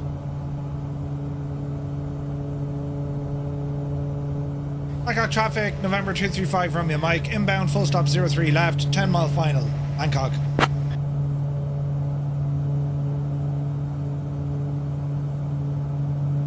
And these clouds are getting real dark. Easy now, Jemima. Easy now.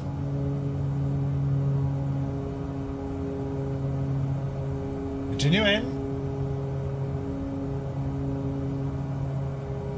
Lower the speed. CP Aviation, we're in a Beech C90.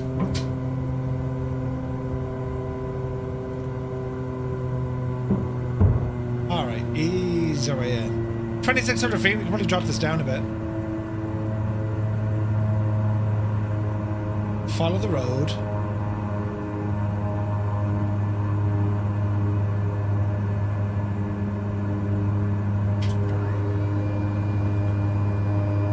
Bit of rain here as well, but we're very high. Jesus, throwing out slip into this, Murph. Easy. Easy. We're shocking high.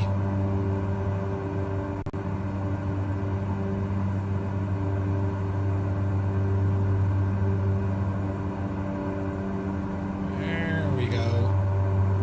Thankfully we have big runways. And Bangkok traffic, November 235, Romeo Mike. Short final 03 left, full stop, Bangkok. 500. 500. 400. Easy now, Jemima. 400. You're all right. It's kind of windy here. Look at this for a crosswind. 300. Jesus.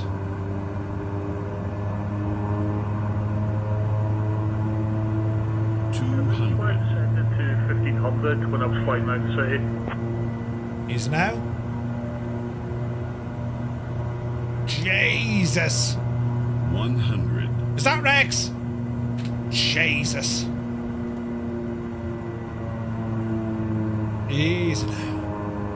Dreamy, sleepy, nighty, snoozy, snooze. Stew, you devil! Right, get her down, Murph. Get her down. Floaty, McFloaty.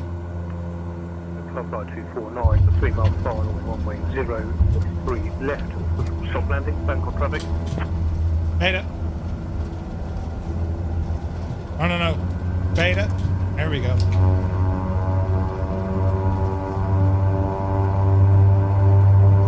Man, the wind! Way over here, Murph. RJ Ram Jim signing off, going to lunch. Oh, hanging left up here. Stu Snape's timing is just, you know, impeccable.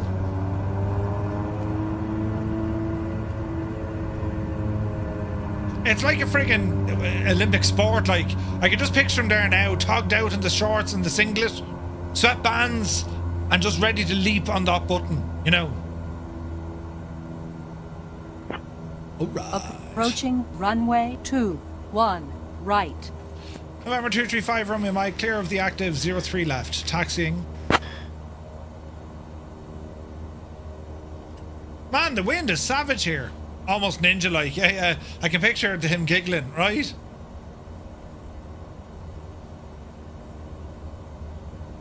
Man, this place is freaking gorgeous, isn't it? So our second leg, let's have a look. First leg was 140 miles, second leg 214 miles.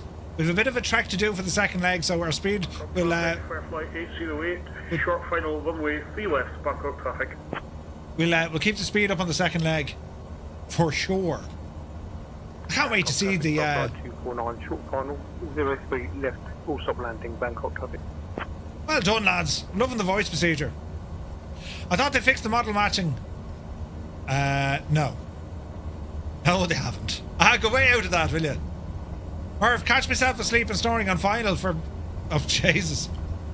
More like a skin-tight leotard with a frilly skirt, but only on the weekends? Stu Snape, where he calls himself Euvaginia on a Wednesday. Right? Easy now. Right, we'll join here. Just watch for that landing traffic.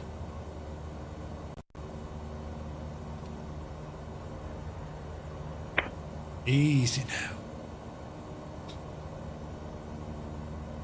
Right.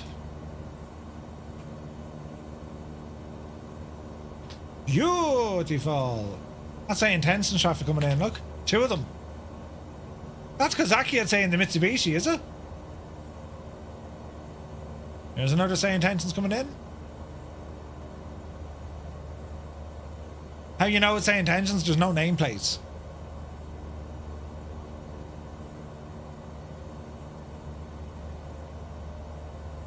Alright. It's fairly gusty into here, isn't it?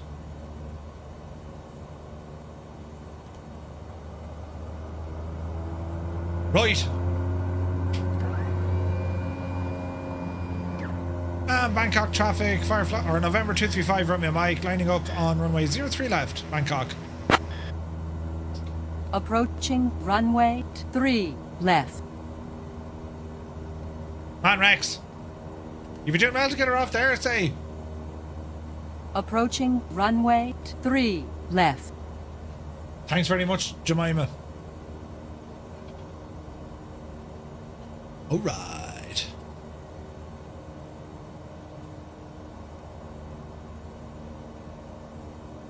Okay, so we're going to be going 4,500 feet once again. We're going to go heading mode. Vertical On speed. runway 3 left remaining. 8,400 feet. Plan for 1,500 feet on our takeoff.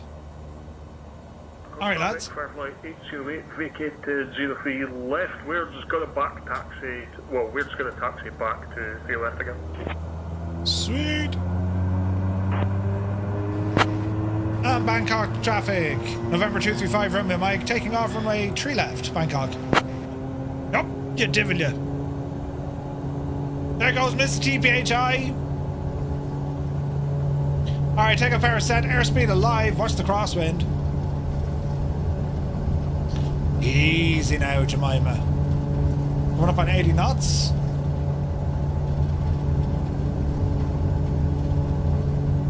$100, yep, see daisy. Not too shabby. Oh, look at the wind! Gear up. That's awesome, look at the wind, man. We're flying sideways. Alright, flaps in. Bangkok traffic for flight 249, the Vision Jet, taxiing Charlie to runway 03 left. Bangkok traffic. Ramjam, no worries, buddy. Thanks so much for joining us. Alright, flaps are in. Yacht Amper on. And Bangkok traffic, November 235 Romeo Mike, departing to the east, Bangkok. What's your time of day? Uno momento numero uno. Hang on there, Muse. Just want to get a bit of trim into this. Come on, you devil. Come on, you devil. Time of day, Muse, is set to 10:20 a.m. Oh, it's on the wheel here. Local time. Wait, that's Zulu time. That's wrong. That was wrong. Oh wait, 0320 is local, not Zulu. Interesting. Steiny, good to see you, buddy. Hope you're well. Right, lads, same crack again. Xbox and PlayStation pilots, number 1. PC pilots, numero 2. If you're on Skynet or JoinFS, it's number 3. And, well, if you're just amazed by the state of the sim, because it looks very nice, you press number 4. Oh, sure, the big Janie then.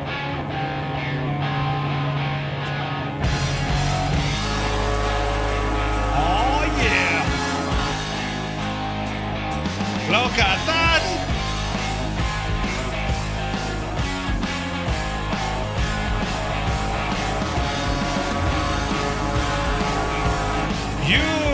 Beautiful!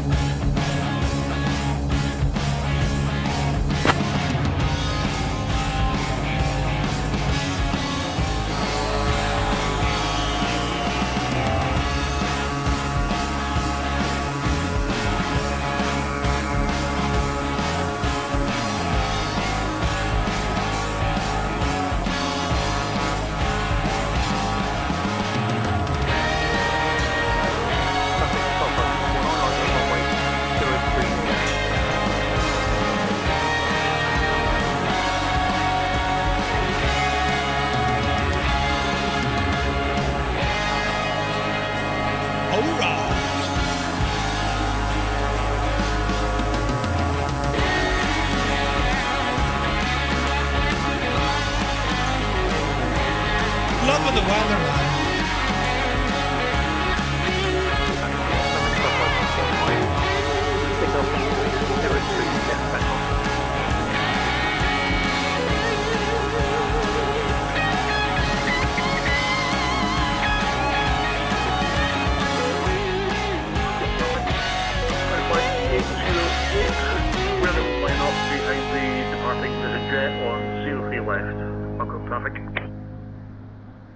Savage.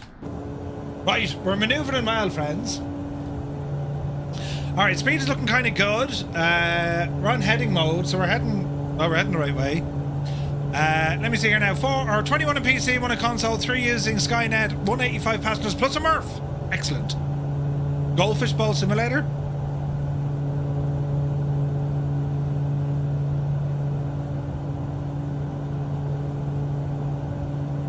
The yeah, like the model matching thing. Oh, look it.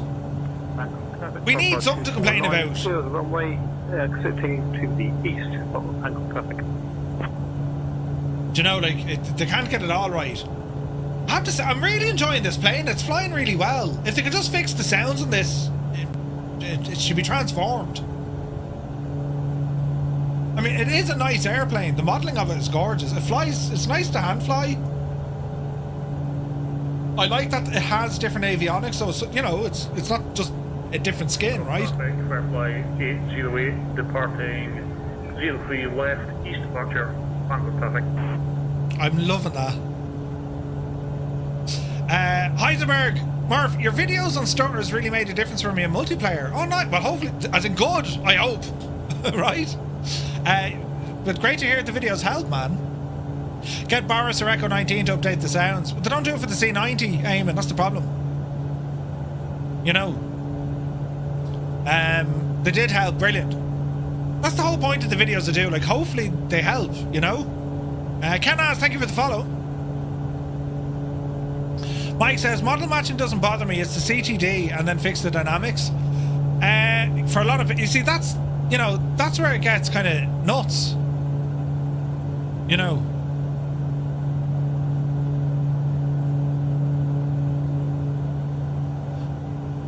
Kick, you're great crack. I don't know why I'm streaming on Kick, it's a pain in the arse.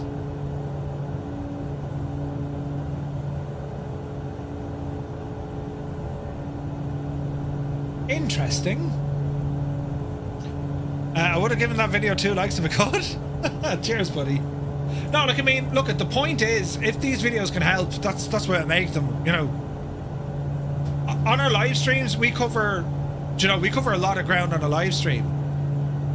So, you know, when we have the chance to kind of showcase what we do in a video, fierce handy. Kick being a pain in the arse, it just is.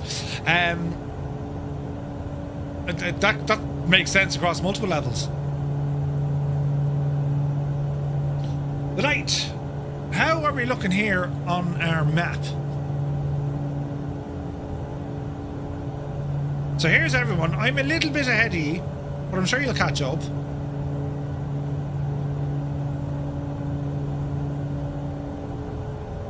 Love that feature though. You almost had me buying the new Govee ceiling projector thingy. Steiny, just buy it. That's it. Good to see you, buddy. Hope you're well, man. Happy Monday to you. Down with that sort of thing. Careful now. Yeah, like Super Thai, like streaming on Kick. My idea is I want to stream where people are, as in whatever platform they're on, right? Like trying to grow on Kick. Forget it. You're not going to grow on Kick. But the idea was, if people use it, we'll be there if people want to watch it, right? Because it's funny, like, I mean, we stream on YouTube and on Twitch as well. Probably a lot more on TikTok. I don't see me streaming on TikTok, though. I mean, I can push a vertical stream, no problem, but, like, I might. I don't know. The idea behind kind of the multi-stream and stuff, it's you're trying to make the channel and our community accessible. You know what I mean? But there could be drawbacks to that as well, depending on the platform. You know, Mac D, good to see you. It's interesting. Piaggio Pilot flying with us. I've seen controllers do decently on TikTok. Yeah. I know a few folks who do streaming on TikTok and not other places. Hey, interesting. Hey, Simon Murray is here. 53 months, man. Cheers, buddy. TikTok, you need to dress up as a teen and dance more. If you can't see that happening. What, like put on a wig and get the glow sticks? That could work. John is here. Hello, John. Good evening. Not my cup of tea. We'll stick to Twitch and YouTube depending on where I'm watching. Yeah, that's the thing, like. Twitch could be, or not Twitch, dear me. TikTok could be something maybe, I don't know. I look into it, you know. Revenge, welcome in, Marquez. Hope you're well. What route are we doing today? So we're flying from Myanmar over Bangkok out to Siem Reap in Cambodia.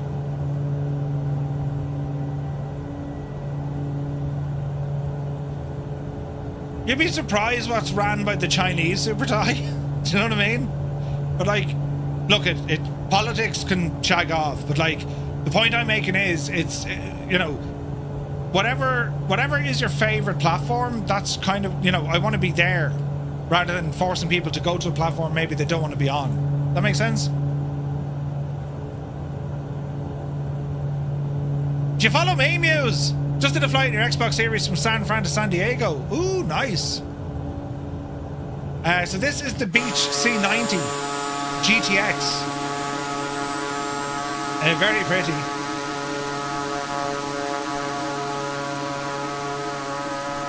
It's a great little plane. Southeast Asian server. When did the MySpace streams? Remember MySpace? Yes, you're on. You're one of the three. Now, Muse, was I number one? You know, TikTok, Mr. Murph, TikTok, John Wick, 3 references. There you go. I do have a TikTok. What's a TikTok? I'm on TikTok. But, yeah. A lot of the social channels, like, I mean, you know, of Instagram, there's Facebook, there's TikTok, there's Mastodon, there's X, right? I was the second one. Ah, Jesus. Muse. Out of the will. Well, it depends what people like using as their own platform, you know what I mean? I love Twitch. I always did. For live streaming, I've always loved Twitch. YouTube has done very well in terms of how to live stream. So, like, on YouTube, I'm like, right now, we've 2 streams going on YouTube. One is a standard stream that you see on Twitch, and one is a vertical stream. 2 of your clips made it to your TikTok. I just don't use it. I need to add more to it, Super Thai. I need like a TikTok manager. I need someone to manage social media. I'm crap at it. I'm worse than crap. 100% Big Al. Whenever I have a Twitch, you need to lie down. VDSA doesn't exist on my sim, says Zard.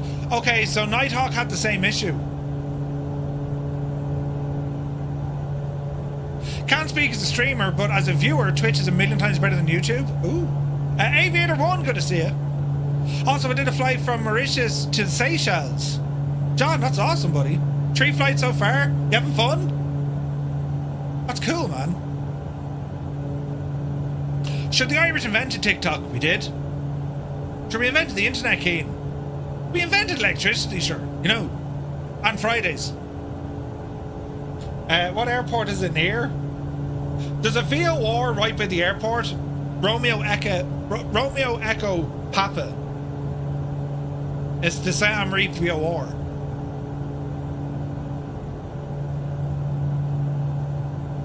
Like, it's funny, right? Twitch, as big as it is, a lot of people don't know about that platform. Which is kind of weird, right? I didn't know Al Gore was Irish. There you go. Everyone's Irish. Everyone's Irish. The Irish invented TalkTake. We did. I started watching it on YouTube, but it wasn't until I came to Twitch I got really involved with the Epic community. Nice! We have an incredible community, like we just do. It's absolutely incredible. Which plane? Aviator 1? It's the Beechcraft C90, the GTX. So it's like a King Air, only smaller. Very nice, man. It's like a shortened King Air. But as a Scotsman invented the fax before the telephone existed. He did. What about Kick, Mr. Polly?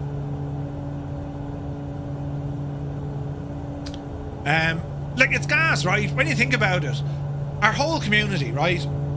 Could you imagine inviting us all around for dinner? I used to say that years ago. I don't have a TikTok, I have a watch.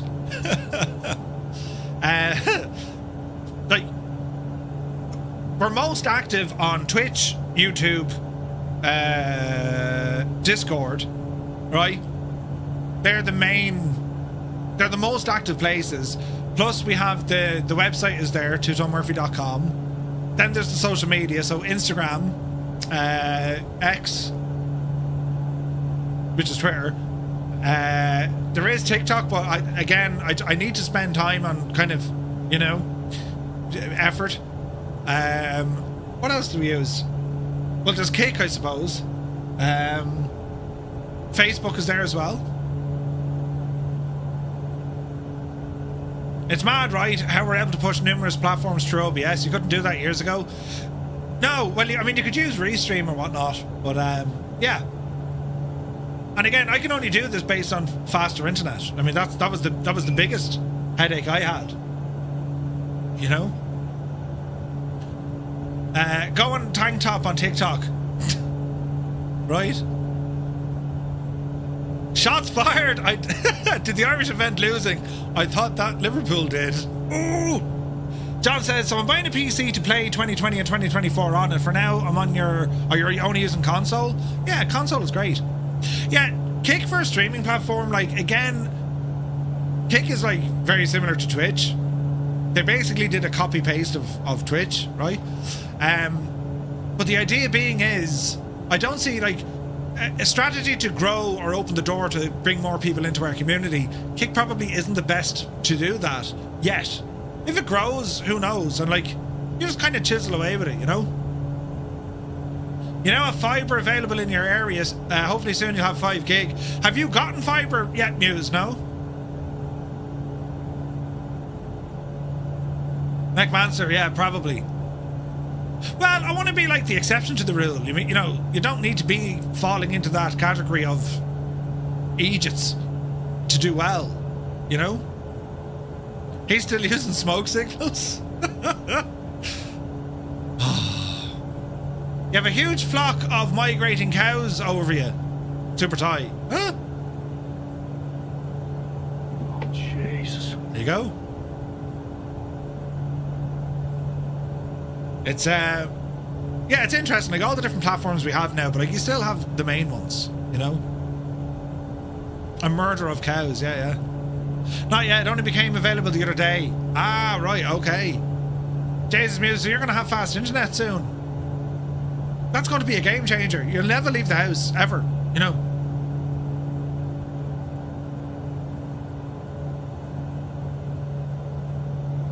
But yeah, like, different, just different platforms, right? It's like, look at lads, it's like everything, right? I absolutely adore Microsoft Flight Sim 2024 because we get to do this, our group flights, right? But I occasionally enjoy X-Plane for a flight, you know? He'd have to leave the house to get Guinness. Ah, you can order Guinness. Are you an Av geek, and for how long have you been one? I am an Av geek for as long as I can remember. You know? Matt Wayne says, just checking the rear interior of the plane with the window dimmers and folding tables. Yeah. No, it's like, this is a decent aircraft. It's a Coronado aircraft. It's nice. They just need to fix the sounds. And Coronado have been famous about sounds, you know? How is Viber going in Ireland right now? It's quite good where I am. I have a 5 gigabit connection, and like I get the bones of 5 gigs down, and my up speed isn't great. It's like 250 up.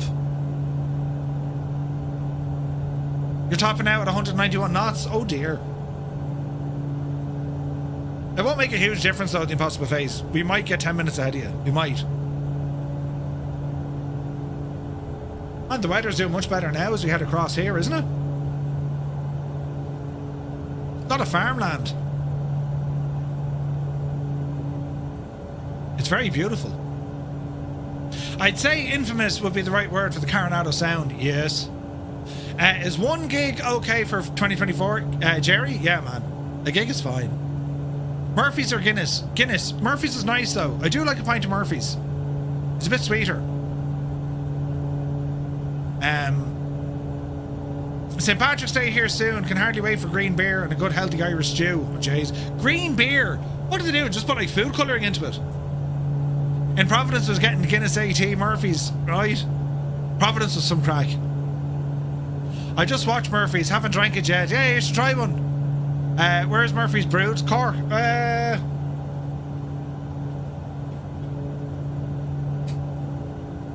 Murphy's Stout. Cork.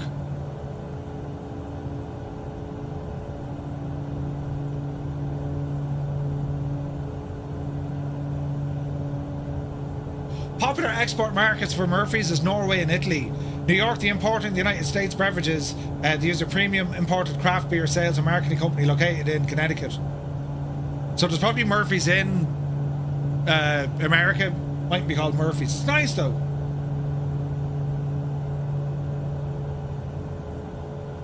Heineken distributed. But yeah, a pint of Murphy's is nice. Beamish is nice, yeah. Beamish is nice. What's your favourite World War II aircraft, says John? Ooh. I like the Spitfire. I like the P-51. The C-47 is an absolute beauty. The Lancaster. I like the Messerschmitt 190. Or the 109. B-25, B-17. I like them all. Corsair, gorgeous. That was 5. Corsair. Hey, Hammy, good to see you, buddy. Corsair, yeah. There's something about the Corsair. Keen Afford, Guinness does not taste like shite. Take that back. Guinness is lovely. And it makes it sound intelligenter. Can't get a Thrustmaster HOTAS anywhere on the planet. Yeah. See, they work on PlayStation, so they're all sold out. I might as well ask the pros on this channel the question. I keep getting an error 2047 cloud save error every time I change a setting or load a flight. Nothing saves. 2047 Mav Wings. Is that in the sim?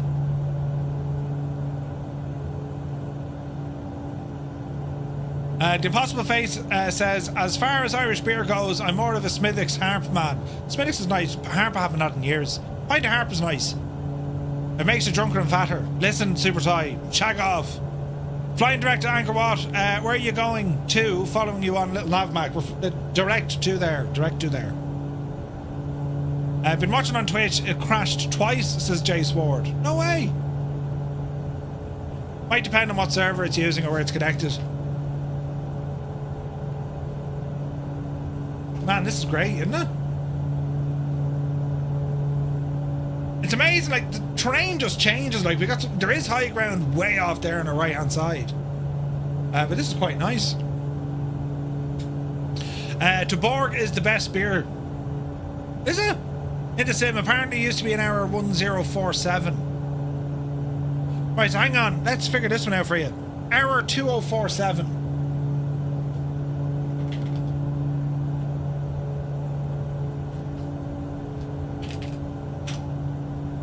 Cloud save error. Right, so it's reported as a bug.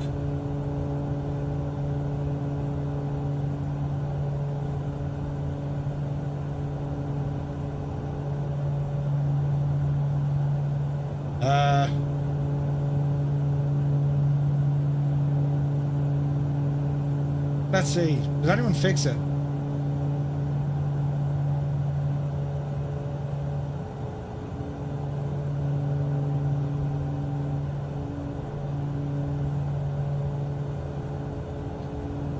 That's an interesting one.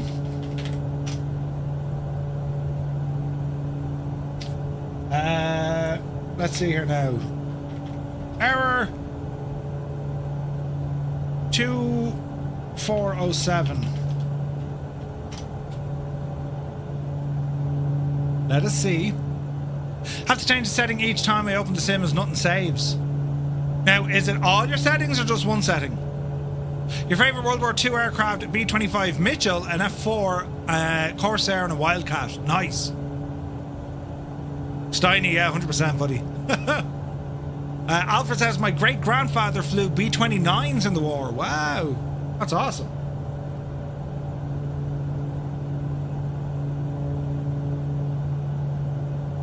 $2047.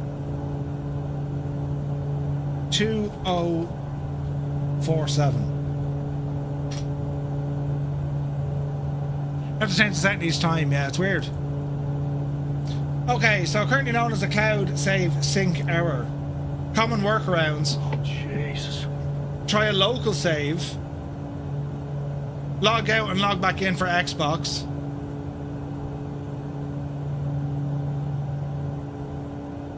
Then it talks about a full reinstall. You could try a repair.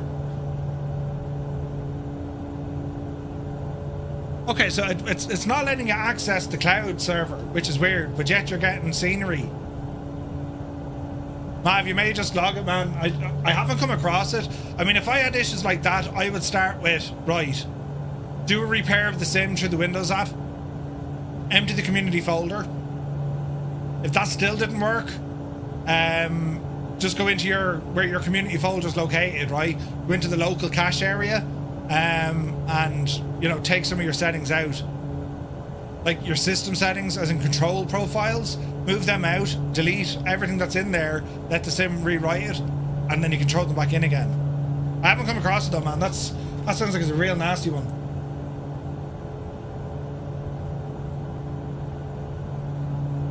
Real nasty.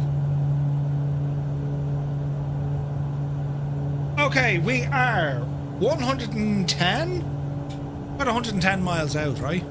DJ is here. Good to see you, bud. I'm looking forward now to seeing this, you know. Let's have a look.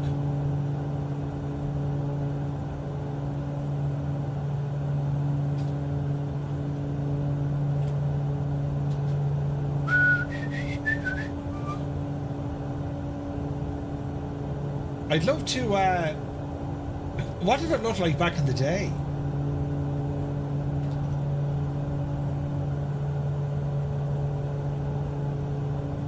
Jeez, look at that photograph.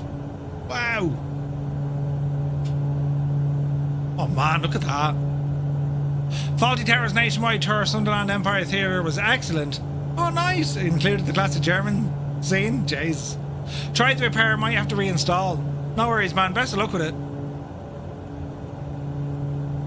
That's weird. Say Intentions live map isn't showing anyone in the groupie. Did you have you the code put in? It's working there. DJ said, I bought the FSR 500 after watching your video. Marvelous aircraft. Yes. It's awesome, man. It's awesome. That's a big 10-4, good buddy. That's an AI pick. It's on Shutterstock, so I couldn't tell you. I don't think that's AI. What makes you think it's AI? Just having a read about Discord. Facial scan or government ID required to access from March globally. Wait, what? Facial scan or government ID required for access from March globally. Where'd you see that, Mr. Minimite? You started it. It's gorgeous, isn't it?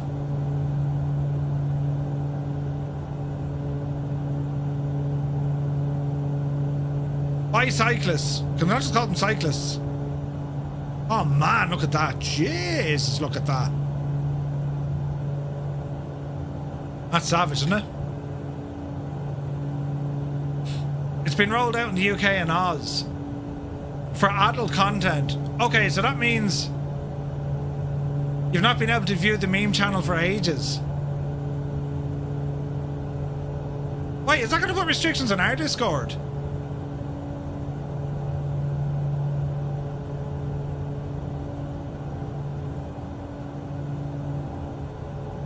Man, it's gorgeous, isn't it? Hasn't happened in Oz.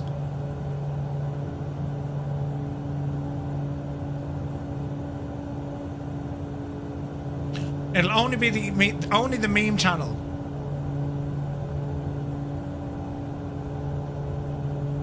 No, that's okay.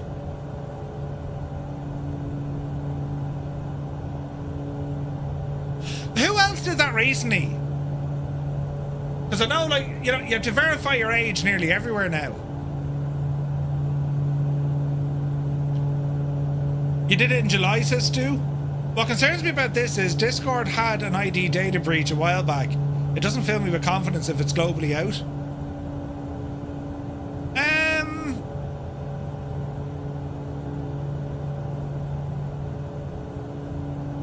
I don't know what the internal workings are, right? Put it this way.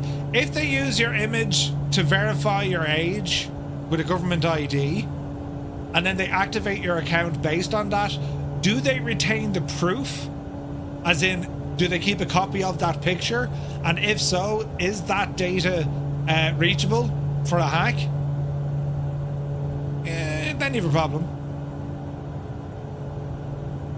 You can still get beers with that young face of yours, Murph. Oh yeah, sometimes I have to give me ID, you know.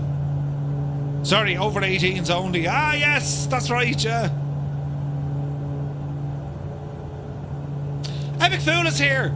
I wish to raise an issue with the behind the scenes video from today. I was really hoping to get to see the makeup and costume department, or maybe even the writer's room. Then say they delete it and they just sell it. Well, I mean, look it. Lads, there's a bit of, like, you know, aluminum foil or tin foil hat wearing required, right? Put it this way. The government agency in which you get your identification from, what makes you think they are more or less secure? Government agencies are hacked all the time. And more times than not, they don't even tell you. You know, Jamaican Runner is here. Who is this handsome young mountain man I see streaming? Ah, great to see you. Hope you're well. With Xbox, it was just a selfie. Yeah. If it is to protect a protection for teens, said person could use AI picture to use as an AI or use ID as well. I don't know. Most of the time, the government agencies are the least secure. Yeah, do you know? So like people freaking out. Ah, no, we can't do this. And then you realise, where did you actually get that ID from that was issued to you? Oh, it came from the department of this place. You know, the Department of Funny Walks. Oh yeah, you know. It's just the way the world is going. I mean, you have two options anyway, lads. You really only have two options. You know, you'll either do it or you won't. There's no middle ground. There's no action. If they see like an absolutely if they see a disastrous drop in the number of users, then they're going to have to come up with some sort of an idea on how to fix this. But it's not these companies driving it, and that's the thing. People say, "Oh, stupid Discord or stupid whatever." The companies aren't driving this. It's under law, like it's legislation, right? The limits, yeah. There you go, man. There you go. Whoa! We got a raid from 757. Dave, thank you very much indeed. The spy flight have arrived. A very happy Monday to you folks. We're flying here. We're just making our way into Cambodia. And myself. Thank you very much indeed. We started our flight over Myanmar. We went over Bangkok, and now we're about to fly into Cambodia. We're checking out the Angkor Wat tonight. Angkor Wat, which a 12th century massive temple. And we're going to check it out here as part of our landmark series. You're very welcome in, guys. Hope you had a great stream. And Dave, I hope you're keeping well. Thank you very much indeed for the raid. Really appreciate it, buddy. And well, I hope you had a great one. Hope you have a great day. How's everyone doing? A happy Monday, lads. Thank you so much for all the follows. Very kind. Hello there. Hey, anyone from the Air Corps, would it be good to join as a pilot or aircraft mechanic? Yes, absolutely. The Irish Air Corps, just apply. Get in. If you go the aircraft mechanic route, great, because they have a ton of new aircraft. If you go in as a pilot, great, because they have a ton of new aircraft. Now is a great time to join the Air Corps. Yes. And even ATC, so they're opening up cadetships for ATC in the Air Corps, which is a great sign because they've been under pressure for years by not having enough ATC, right? So, yeah, welcome in. Danny, thank you for the follow. Let me see. Bob, thank you for the follow. Nos Gaming, welcome. Thank you for the follow. Captain Chris, good to see you, buddy. Thank you for the follow as well. Tucker, thank you for the follow. You're most welcome, guys. Hope you had a great stream. Dave is usually on longer than this. Hope all is okay. I can still see folk in 2024 multiplayer. What do you mean? You can see folk in... Who? But yeah, if you're considering... if you're in Ireland and you're looking for the Air Corps, yeah, absolutely, go for it. Go for it. It's a very exciting time, you know, for the Air Corps because of all the new aircraft. So you're talking the two new Kazas, they have a brand new Dassault Falcon in there. You know, they're getting jets in a year or two. Saab somethings. Right? Worried about the vision exam? Doesn't matter, right? So, okay, if you have an issue with vision, right? that's going to limit you as a pilot. You still have a lot of other options. You can go as crew, you can go as mechanic. Like, you have a lot of options there. So they do all these medical tests early on, so, you know, give it a shot. Dave, thank you very much indeed for the resubscribe. Very, very kind of you, sir. Thank you very much indeed. You're so very kind. Happy landings. Amazing scenery there. It's gorgeous. It's gorgeous. It might limit you as a controller as well. It might, may not. But I would apply anyway. See what happens, man. They do, like, it's usually like your application, then there's like online aptitude tests. You pass that, then you're into the interview rounds. Then they give you a physical, as in your, physical training, PT test.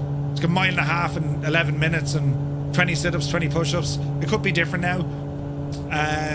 Then after that, you go for medical, and then you have your final interview. And then all going well, tick the boxes. With your security clearance, you're in. We have the same flight physical as pilots.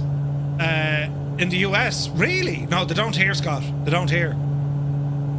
They have minimum heights and whatnot, but like vision, spectacles totally acceptable. Yeah, 100%. If you wear glasses or contact lenses, absolutely no problem.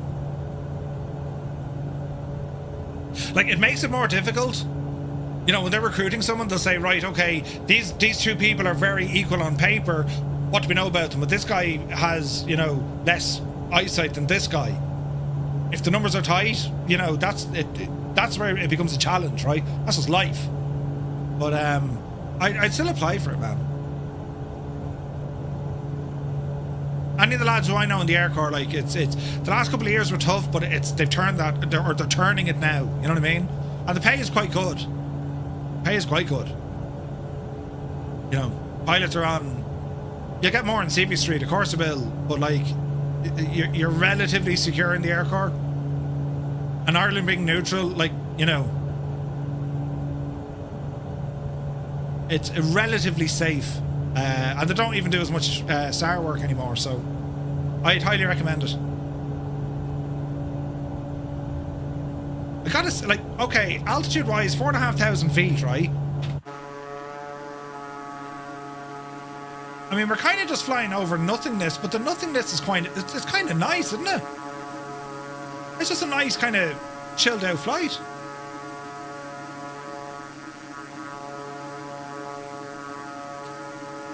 You need to get fitter and quit smoking, then you'll apply. Yeah, 100%. There's a button for coffee behind the co-pilot in the C90. Get out of town. Does it work? There's a button behind the pilot for coffee. Huh? Oh, the co-pilot.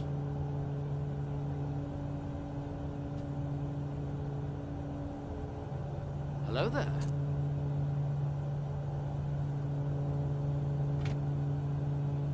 Do.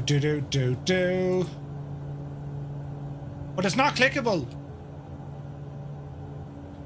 Alas, we cannot use our fancy coffee machine, Senior Thomas, welcome in.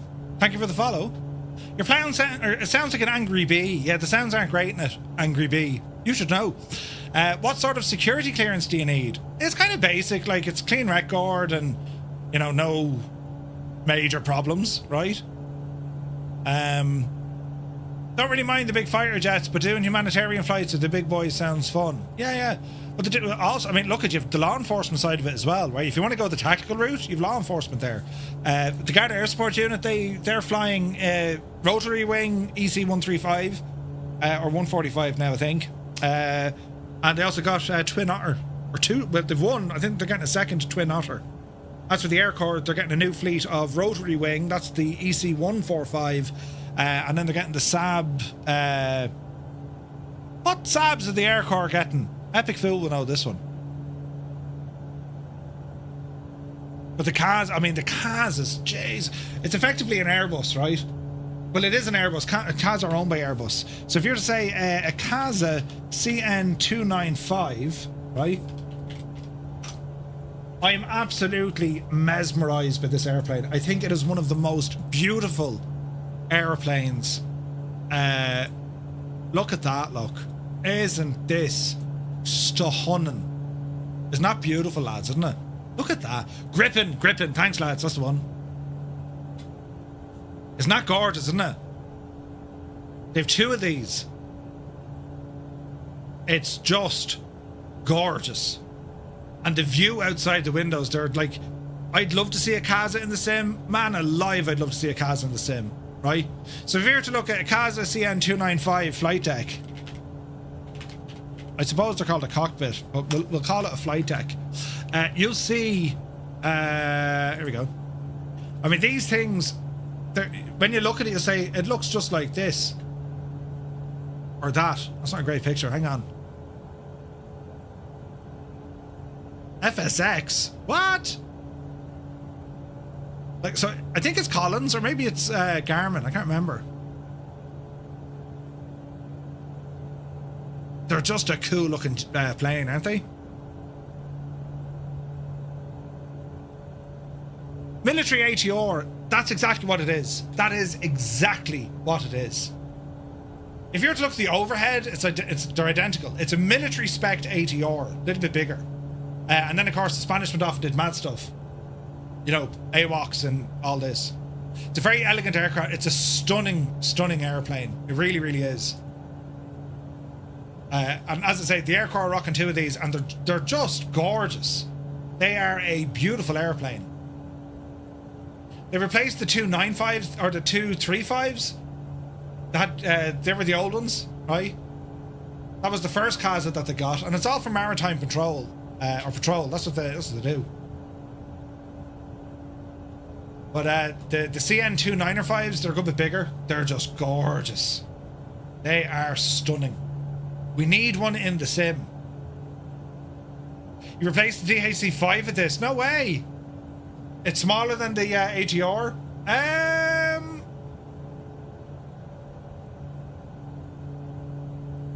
don't think it is, Scott. Yeah, the aircraft have them. Yeah. When I returned from Papua New Guinea after 2 years, I applied for a position in customs and immigration. I passed all the tests, but failed the security clearance because I had been living and working out of the country for 12 months. Yeah, need to be at home for 12 months. Viper, you nearly got me. Yeah, it's beautiful, lads, isn't it? So, I mean, they have those at the moment. They operate those. So, like, if you're a pilot, I mean, options for retirement, ATR, right? And they have the Falcon in there now as well. Like, they've a great bit of fleet.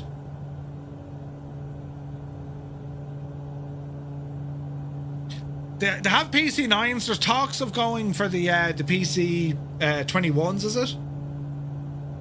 Cool, but yeah, it's real pretty, isn't it? They could have told me that before. They let me do all the tests. Yeah. I'll buy a tree morph. Just put in the order. Hammer nails. Thank you. Sold to the highest bidder.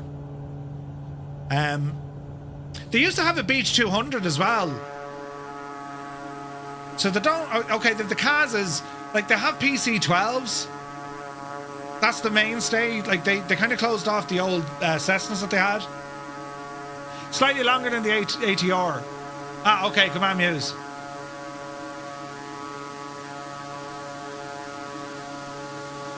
$89 feet. Ah, okay.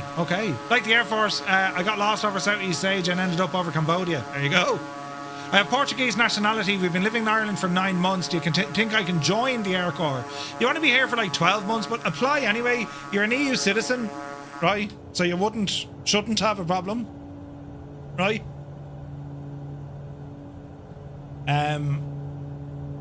You just shouldn't have a problem. Apply anyway. All I can say is no, right? Like, things that really help your application into the Defence Forces, if you can start off in like the Reserve Defence Forces or like the Garda Reserve, or they look favourably on those sort of things because you're kind of in the system. Like, you're aware of how the system works. It saves them an awful lot of kind of head scratching, you know. Plus, you have to get military. You have to get clearance, security clearance, to join those organisations, right? I don't know. Like, I think, I think when it comes to aviation in Ireland is so very different than it is in the UK, and like even then polar opposite to what it's like in America, right? Aviation in Ireland bar the select numbers. It's funny because most aircraft are actually are registered and leased in Ireland, right? Tons of them. We've one of the largest aircraft leasing record, or like, you know, right? But in terms of pilots, yeah, I mean, you have the major carriers. You have Ryanair, you have Aer Lingus, ASL are here. You know, Emerald Air. Like, there's a lot of commercial airliners based here that are quite large. From the military side of it, you have the Irish Air Corps. You're starting to see Coast Guard take on direct entry cadets, even though a lot of them are ex-Air Corps or ex-Bond helicopters back in the day, right? Bartman, good to see you, buddy. No, I didn't serve in the Air Corps, no. I lived there for 18 years, though. I lived on the cam for 18 years. But yeah, hey, Newfoundland, good to see you, buddy. Welcome in, man. Happy Monday.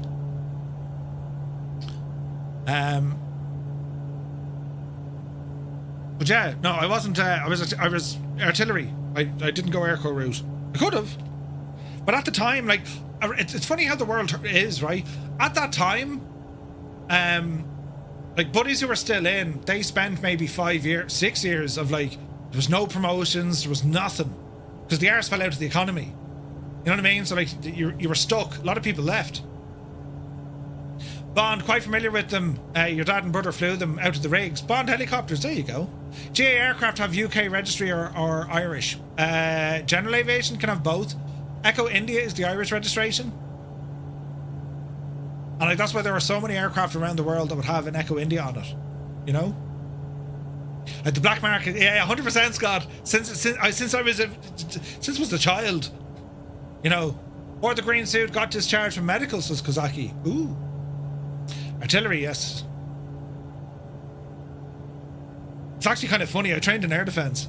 I was a rouge child or a rogue child. I was proficient at, you know, ground to air combat, which I find hilarious because now I love flying airplanes, right? Brilliant. But anyway, there's great opportunities there though in real life if you want to go the commercial route, if you want to go the military route, because that will absolutely fast track your commercial route later on in life. Like, put it this way, right?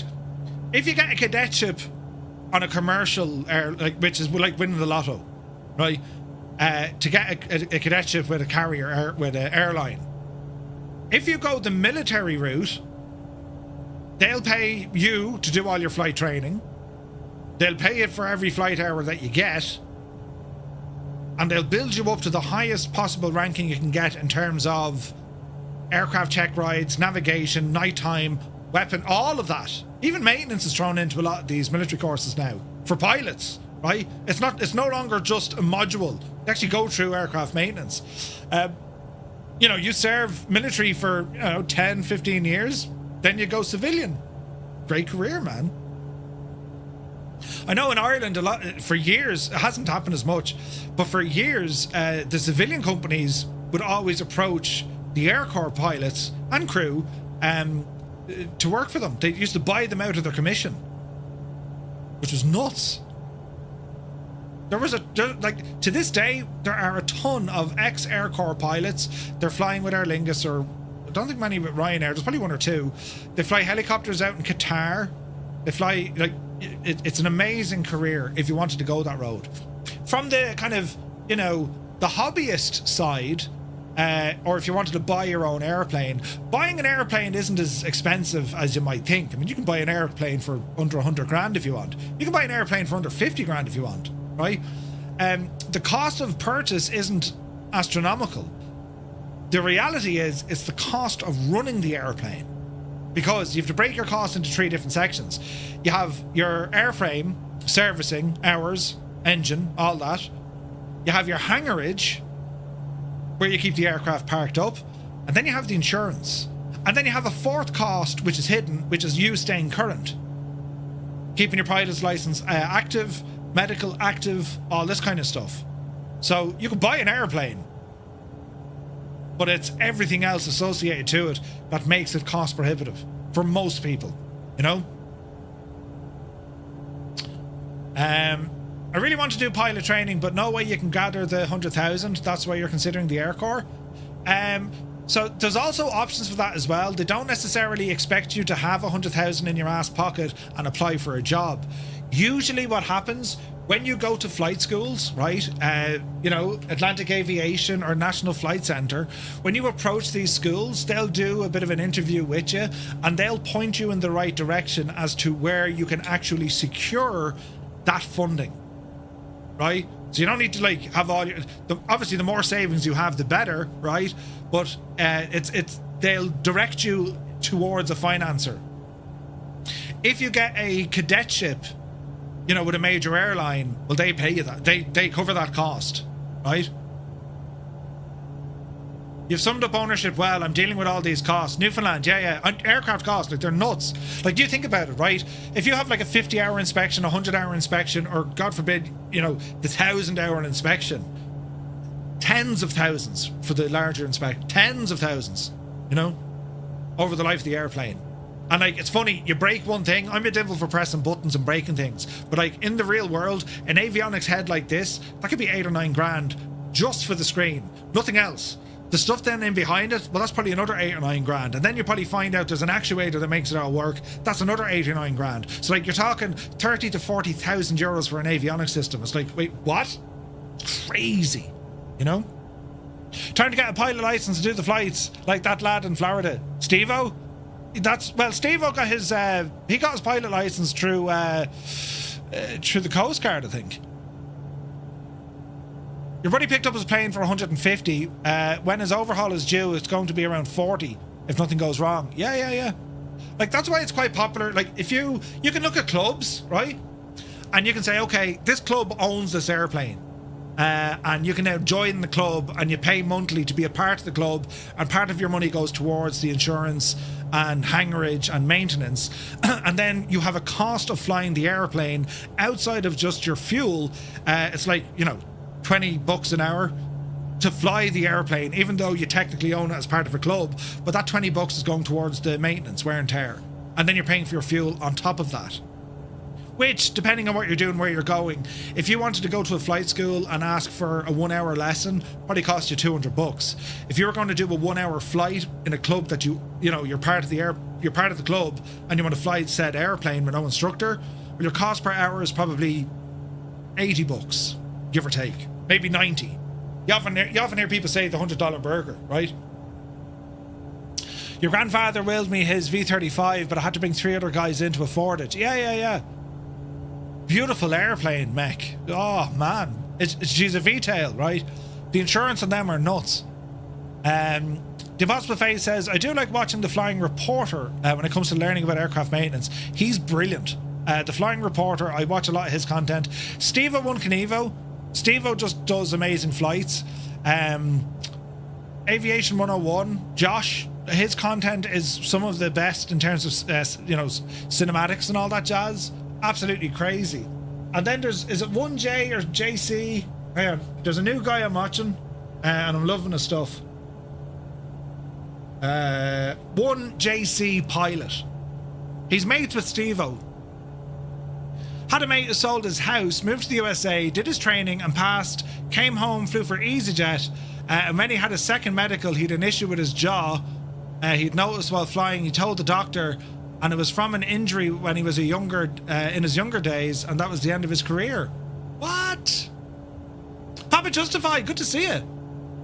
Like, the reality is this, as a pilot, and this is where the thing gets risky, your eyesight, and that's why, like, usually, to a lot of pilots, their eyes get damaged, especially flying high altitude. Like, there's nothing blocking the sun, really, right?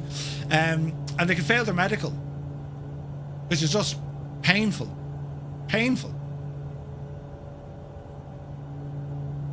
But I still love aviation, though. I absolutely adore it, and that's for me.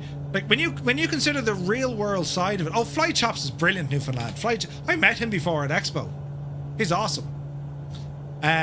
This is where, for me, flight simulation, this scratches a lot of the itch for aviation for me, because 10 grand, if you're to say, right, over the lifetime or over 10 years, 10 grand would get you like all the gear, bells and whistles, PC, get you all the jazz you pretty much need, right? Maybe not the PC, but like that 10 grand, you have it for life. You know what I mean? If you want to get a PPL, it's like 15 grand. That's before you even start. That just gets you a PPL, you know? Plus with how real the sim is getting, the add-ons we have, the hardware we have, it's unbelievable. Scott owned a PA-28, beautiful, with 2 other lads, made flying affordable. Getting maintenance is crazy now. Yeah. Just trying to schedule a shop takes months, not nearly enough. Aircraft or parts as well. Yeah, insurance is nuts.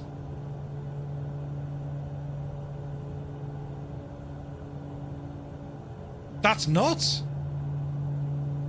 Flyer 10, that's crazy, man. Noah says, I've always wanted to get my certificate. Unfortunately, you've MS, even though it's inactive for 16 years. I'm not sure if I could pass the medical, so I sim. Well, it depends on what type of career you want with aviation, right? And you've different classes of medicals in which you want to achieve. But like, I'm not being funny, right? Let's, aviation to me, unless you're going to go career, it's great to have an airplane and go flying. Don't get me wrong, but it's a dear hobby. It's an expensive hobby, right? Flight simming, instant return of your investment, instant. Piaggio Pilot says, coming from a corporate pilot perspective, I manage and fly my boss's Gulfstream and Piaggio. Just did a trip from the Virgin Islands, based in Vegas, into G2. The fuel bill came down to 24,000, give or take. Yeah, it's crazy, but it's very interesting. I love aviation. I'm in awe of people who fly airplanes, either for a hobby or professionally. Pilots are like, certified pilots are of a very particular breed. It's like any career you're in, right? If you're a specialist in any career, that could be building or, accountancy, friggin' logistics. You're on a certain level with people because you think the same. You're kind of wired the same, right? And then if you talk to someone from outside of that field, you're like, who's this guy? How does he even know how to tie his shoelaces? You know what I mean? Captain Gaiman is here. Good to see you, buddy. Hope you're well. Ram ain't cheap now. Ram has gone crazy, Donald. Maybe Murph should look into ultralights. Be no use. I'd literally only be able to fly myself, and I set a goal to get a PPL because I wanted to fly my wife and my son and probably my dad to like France or whatever. 20 grand, maybe. And then of course you have the risk of, you've seen me fall out of my chair in me sim rig, in me man cave. I'm like danger, right? I jumped out of a plane once and broke both my legs. Like, I'm not destined to do these things. Bad things will happen. I'm safer in here. Yes, very safe. Is this a modded beach? Paddy? No. This is in the deluxe version of the sim, I think. It would be the expensive hobby being able to fly. I do architecture as a career, a second passion, with passing of mosaic. Mosaic. Potential hobby might be with better grasp. Flight sim, and man, does all. Look at the stuff you can do in flight sim. As I said, look at G-Lock. Do a search on YouTube, G-Lock Media, right? He's living out in Australia. Look at his flight sim setup. All he's missing is the smell, right?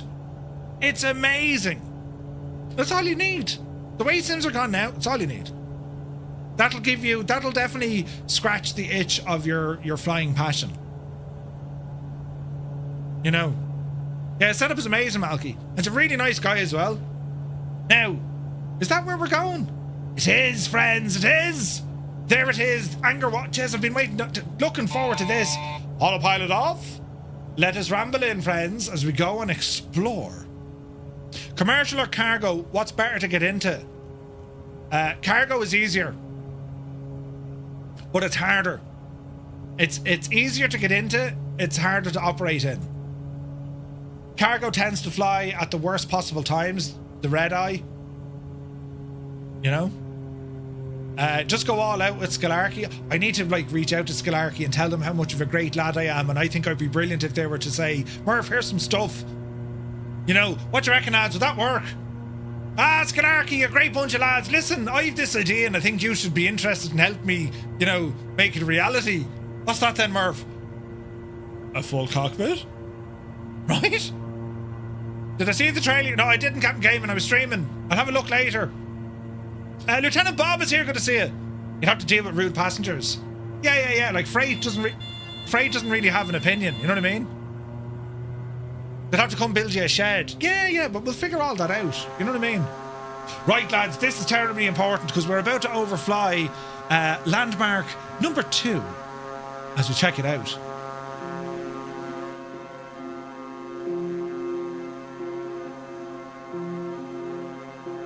Ooh.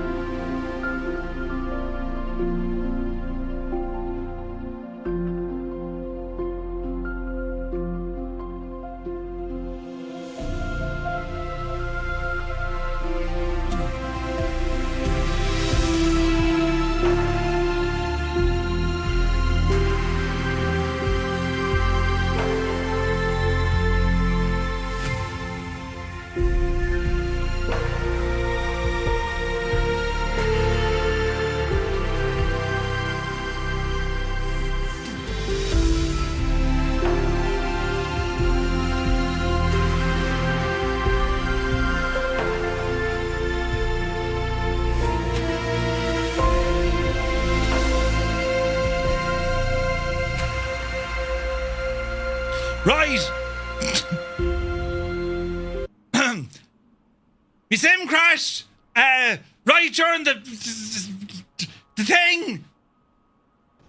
There's no way to recover this. Sure, there's not. Like, it's shagged. Like, it's did. Like, we can't even get in there and say, listen, it's all right, Microsoft Flight Sim. Don't worry about it. Don't worry if the device, you know, was hanging. It will just, like, you know. Be gob then. Couldn't we, like, just say okay and not crash the sim? No, we can't. Right. The good news is the refund. The good news is the airport is right beside us. You know what I mean?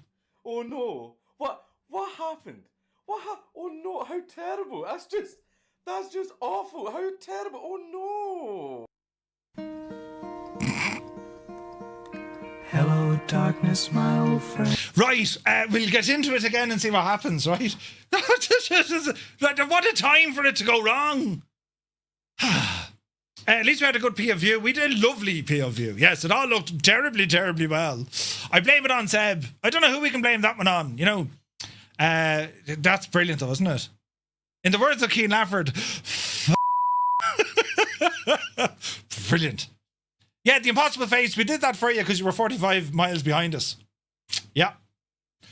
Right, here we go again. Yeah, You couldn't make it up. There we were, you know, right at the point of Bijani. The good news is we'll be back in about 3 minutes. Hardship, isn't it?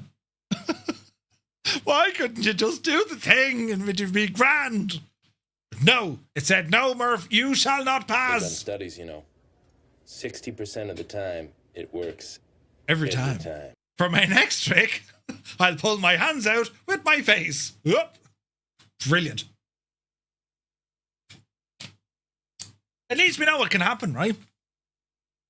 Murphy, ever generous to the tail end, Charlie's. Indeed, indeed. I finished work at 5 a.m, Murph. Can you delay things a bit? It's looking good, Eamon. Yeah, a couple more of these. I'm sure we'll be seeing you when you come back from work, right? 5 a.m, though. Jesus. But anyway, we'll be back in this now, hopefully, relatively soon. It was a really nice flight as well. I mean, Jesus. I was only saying how well the sim was working. And then it's like, no, your graphics card kind of... Wasn't there a setting I can bypass that? Isn't there a setting? There's a picture in the bar. The bar, you say?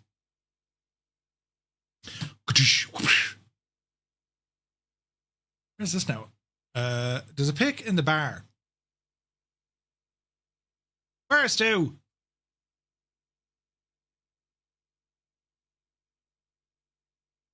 Where'd you put it? Going to try and build myself a compact pedestal. Oh, look at this. Jesus, that's fantastic. This is TPHI, but of course. Nice. Merce view of Angkor.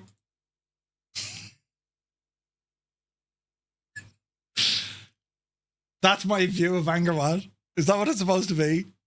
Nothing? you're what? Terrible! You know, that was terrible. Brilliant. Ah, Jesus.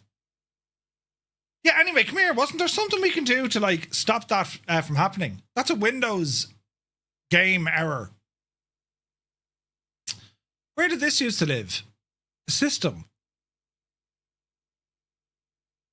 There was something that we were able to... I wonder. A DX error. There's something there we can do to kind of mitigate that. Or just ask Microsoft and Exobo to fix it. You had it when you had the XMP settings. Murph's been Stu snaped. I've just been Stu snaped right now. Oh! Use the PS5. Stupid thing. Like, we get that it, like, well, it crashed the sim, the engine stopped, so there was a delay between the sim getting what it needed and it doing. Stu sniped. Very good, Super Thai. We've just been sniped by Stu Snape. Brilliant. Right, she's loading there now, lads. Asherby Gara wouldn't, you know. My timing was going to be deadly tonight. Precision, you know. But now we're going to be slightly over. But sure, listen, you know, it's only Monday. Great start to this week. Yep. The XMP settings, yeah, well, I'd run mine. Our sims have crashed now within 30 seconds of each other. Nothing in the event viewer. Ooh. Must use the same, thou shall not pass. Yeah. I did an Avacadabra on your PC. An Avacadabra. Avacadabra or abracadabra. Oh wait, it's Avacadabra. In Ireland we say abracadabra because, like, don't we have, like, abracadabra? Garlic cheese fries. Not much Harry Potter. Oh wait, oh yeah, I see what you did there. He's a wizard, Harry. Oh wait, you're a wizard, Harry. Jesus. Oh, it's the death curse. Oh Jesus. I did. The missus made me watch all the Harry Potter movies. You know. Yeah. FS Realistic plus connected. Thanks very much. No, I watched all the Harry Potters. They're actually good. You know. Avada Kedavra. Yeah. Try to say that 10 times backwards fast. Right, where were we? Oh, we're over here, look. Right. Now, I'm not going to start off at Siem Reap because we want to fly over the shagging place. So if I start over here, airborne, you know, says departure, airborne of 5,000 feet. Can we not change that now? Flight conditions. Can we make it daytime, please? Yeah, about 11:30. Not a wizard, a spellcaster. And somehow you ended up preferring Lord of the Rings. Jesus, the amount of people flying. Did you see the amount of people on the map? To be fair, Lord of the Rings is better. I like Lord of the Rings. Right. Don't crash again. This is a terrible long pause. It's thinking about crashing again. Hang on.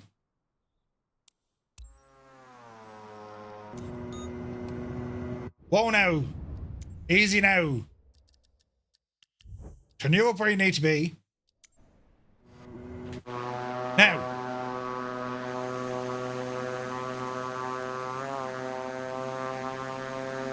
Right, I found it. So before it's sunrise, right? Is it? What's live time like? Ooh. Right, before I interrupted myself. Yeah, that made sense. We were doing one of these, look.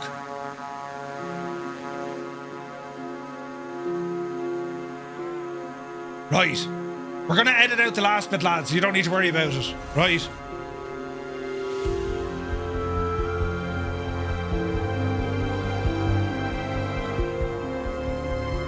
Did you hear Elton John's been bringing his pet rabbit to the gym?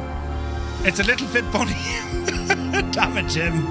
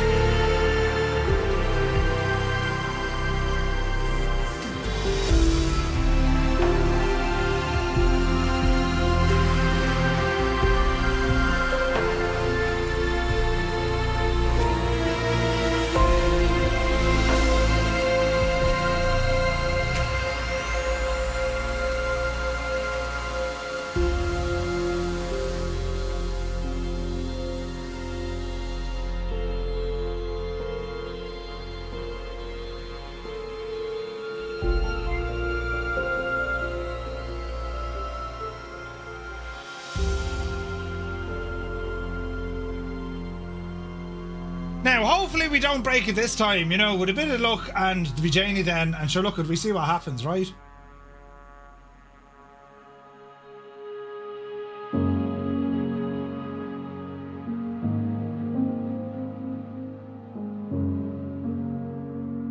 Oh, it looks pretty.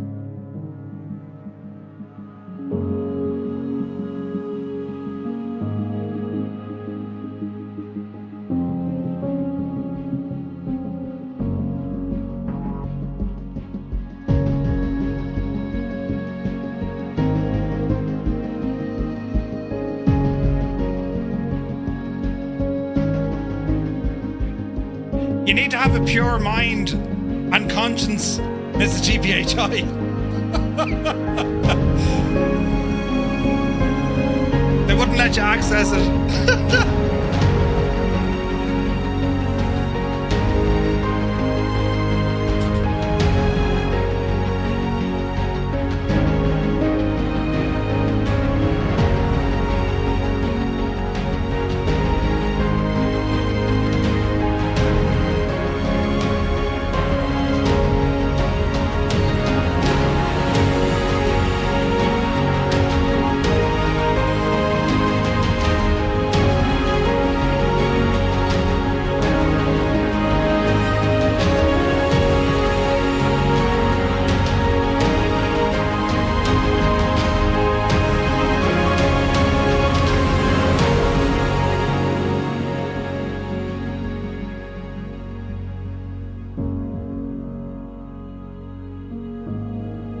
It's very pretty. A little bit hard to navigate around, but it's very, very pretty.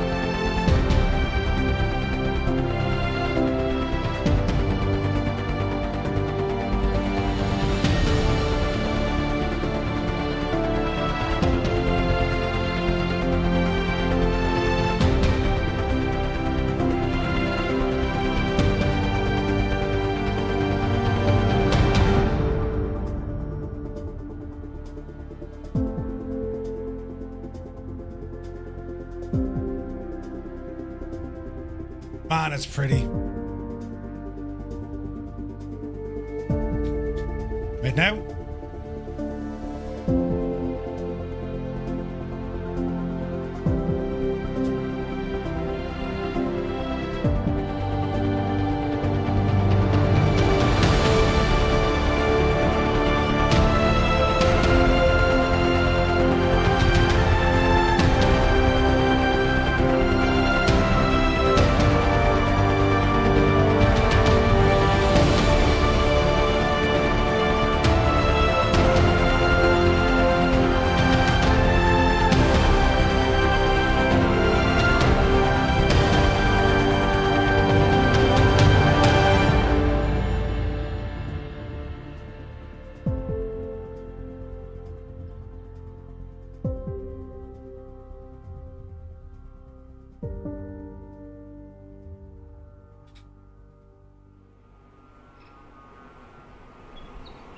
Dougal, have you been drinking? I have, Ted. I've been drinking like a mad idiot. It's very good, isn't it?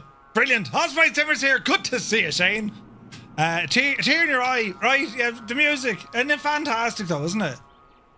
Man alive. I'm loving these I'm loving the Landmark series, man. These are just like stunningly beautiful, aren't they? They are stunningly beautiful.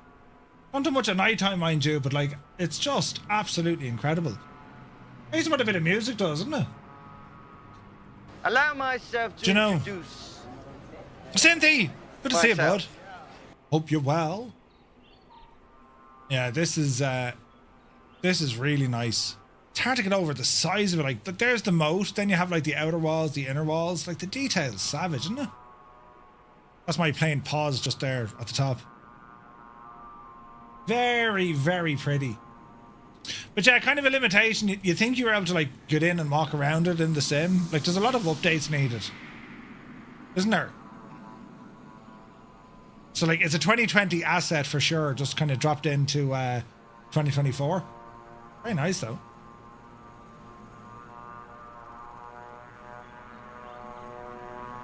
Like all the inner temples and stuff.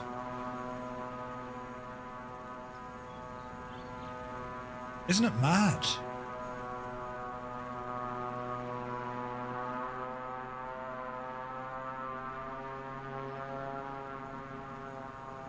Our sign of the moon, no?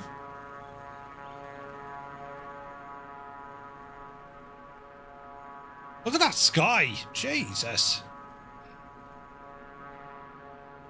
Right, hang on there now. Before you completely shag the camera. We got a moon in this. Oh, there is lights.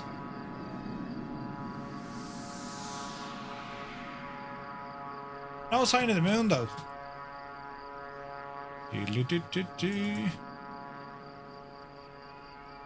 Really? No moon? Oh, hey gob. We have a moon. Now, this is where this will get all terribly tricky, right? We'll do something we'll try to do something here. Right. Let's see what we can do here now, right?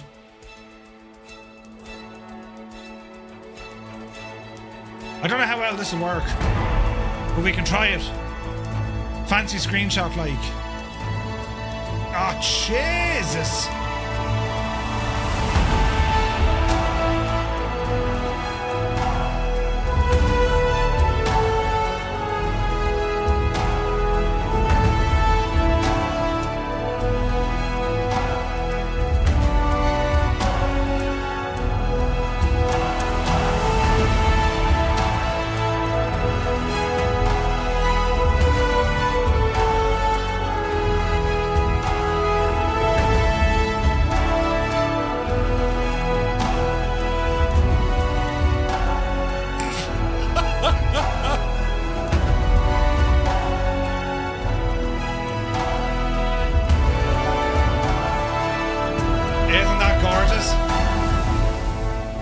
Triple 7, good to see you.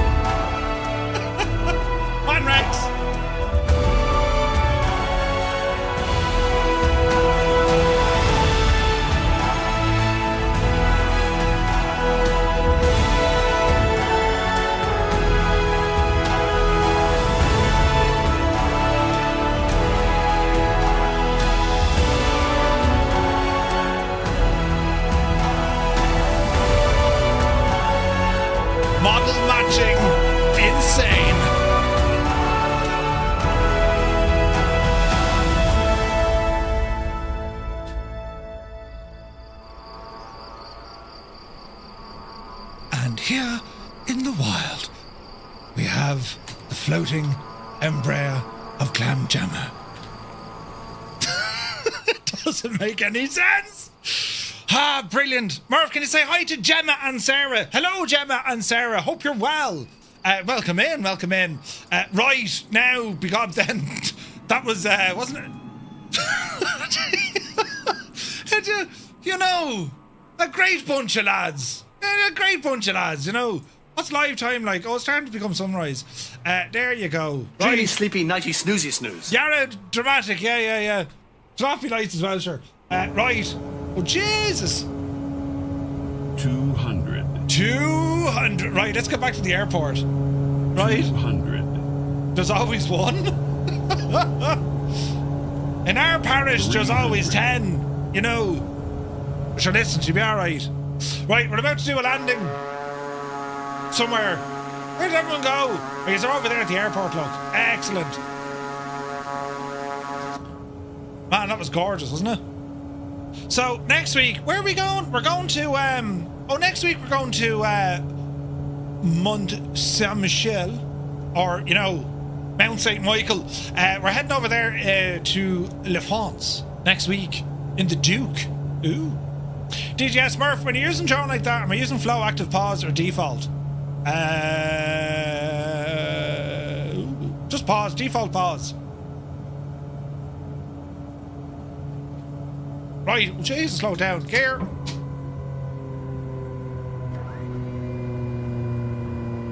Murph, any plans for when we hit 100 million nautical miles in FS Hub? I don't know. Runway 5, Murph. Lots of fun avoiding the tree.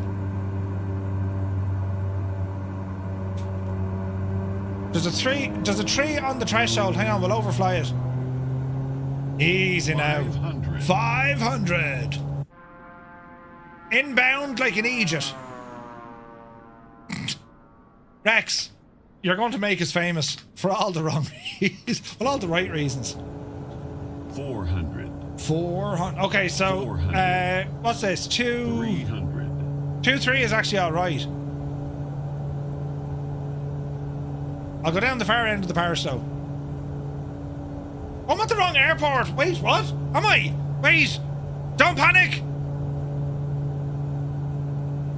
Oh shit, that's the wrong airport, lads. Gear up. It's all right, lads. The wrong airport. I know how to fix this. We've another. How many? 10 miles. We're 10 miles. Yeah. It's all right. Listen, it could have happened to anyone, you know. Get that speed up there now. And sure, listen. You know. Yeah.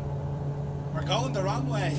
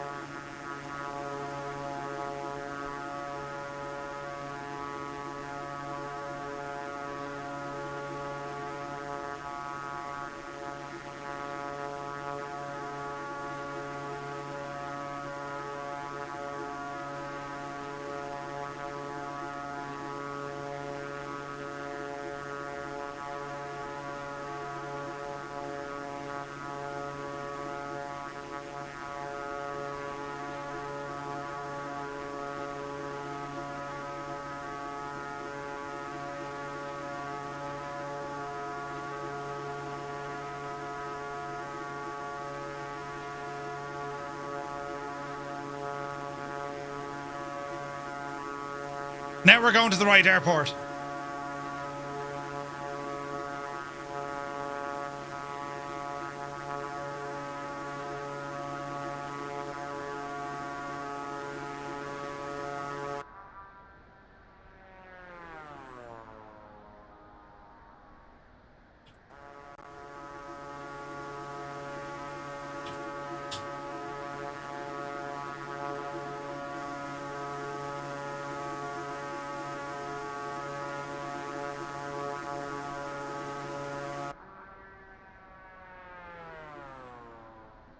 Yes! I pity the fool.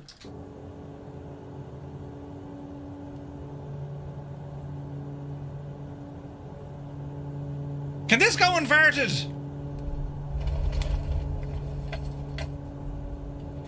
Yes! No! Almost.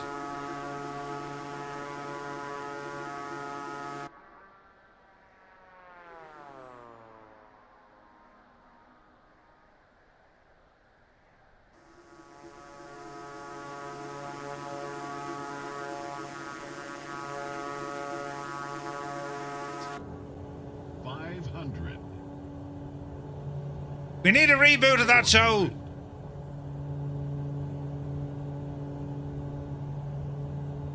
You know.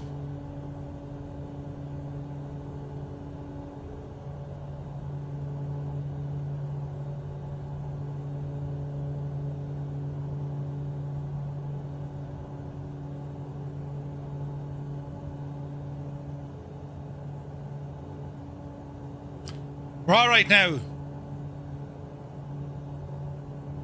Don't think they can get the right folks to replace them. They were fab. I reckon we'd be good at it. You know, who would I be? Muse fan would have to be Mr. T. I pity the fool, hey. Brilliant. I pity the fool, hey. No way, Hammy, have you? Yeah, the reboot wasn't great. I pity the fool, hey. You'd be howling, right? I love it when a plan comes together.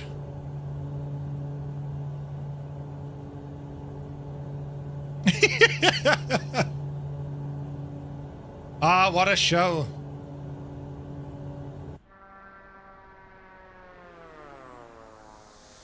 It's like we're on some sort of a mission.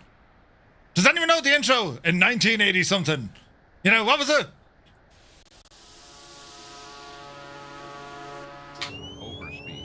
Overspeed. I'd be face. You get all the ladies. Overspeed. How are you getting on? Hi. Overspeed.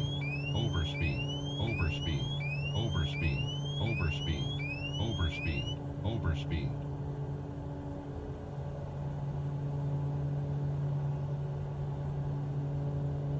Muse fan.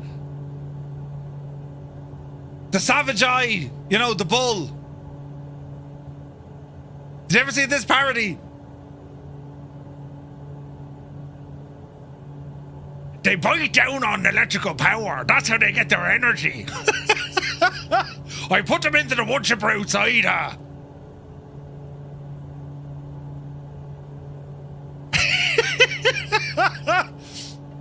You don't want to Google it. The Savage Eye, Knight Rider.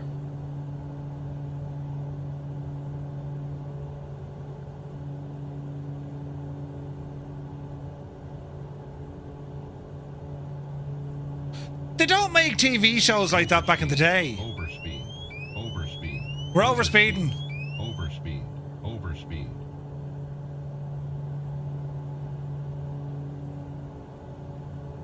Like, we've nothing like this these days. Sure we haven't.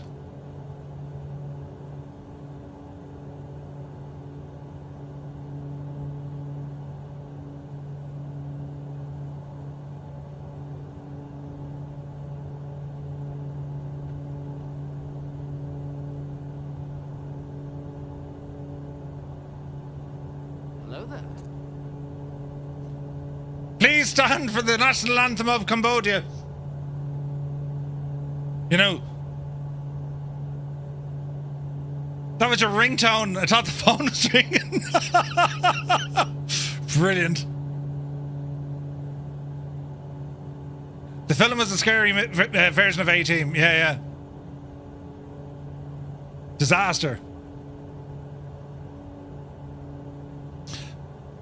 Oh, there's 05 now. I see it.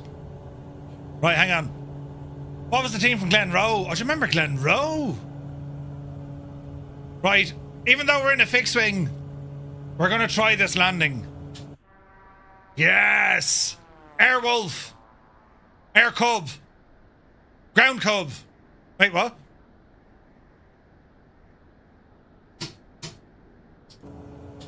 Right. We need to slow this machine down a bit, hey?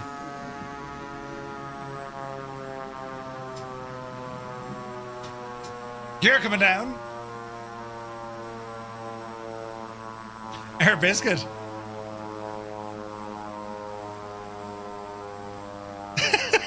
You send Mr. T image every year to your friends. It's April Fool.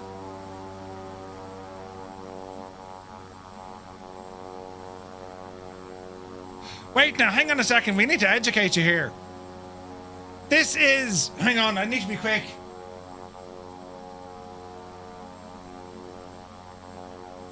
Ah, brilliant!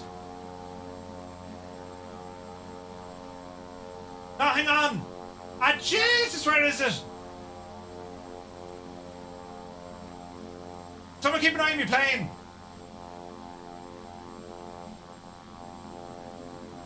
Yes!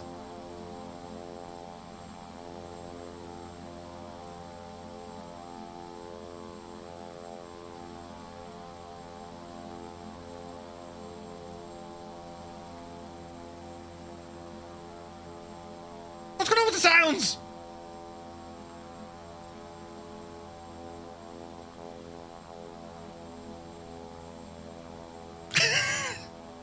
I mean, Ireland's entire youth on a Sunday night when they heard that it was time for bed. Ah, no! Well, holy God. Would you believe that? Said Miley. Every episode. Jesus, mind the ground. Where's the... Jesus, I'm about to lose the airport. 100. Where is it? Is it? 100. Oh, Jesus! Where's the airport? What's behind me? Balls! We can do it. Yeah, it's tight, but we can do it. Your dad was the headmaster of the primary school. Yep. Easy now. 500. 500, he said. Mind the trees. Yeah. We've grand. This is totally a normal approach for the C90. 400. Mr. Carmen, even though it's Collins. Ah, Dallas, brilliant. 400.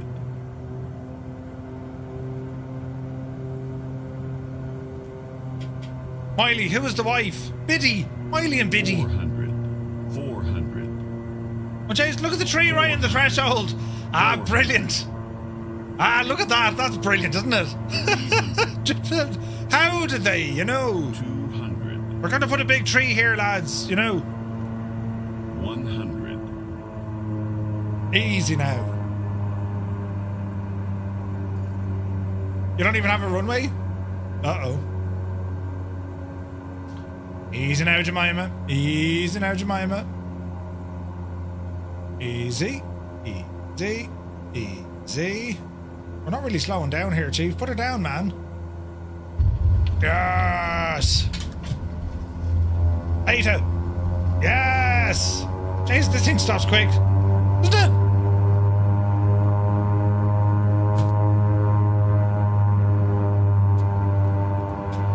Alright. See, the sounds are pretty good, you know. The sounds are good with, like, reverse beta.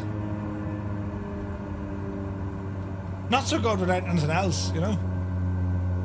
Mrs. GPHI has appeared to have lost her front landing gear. Manic!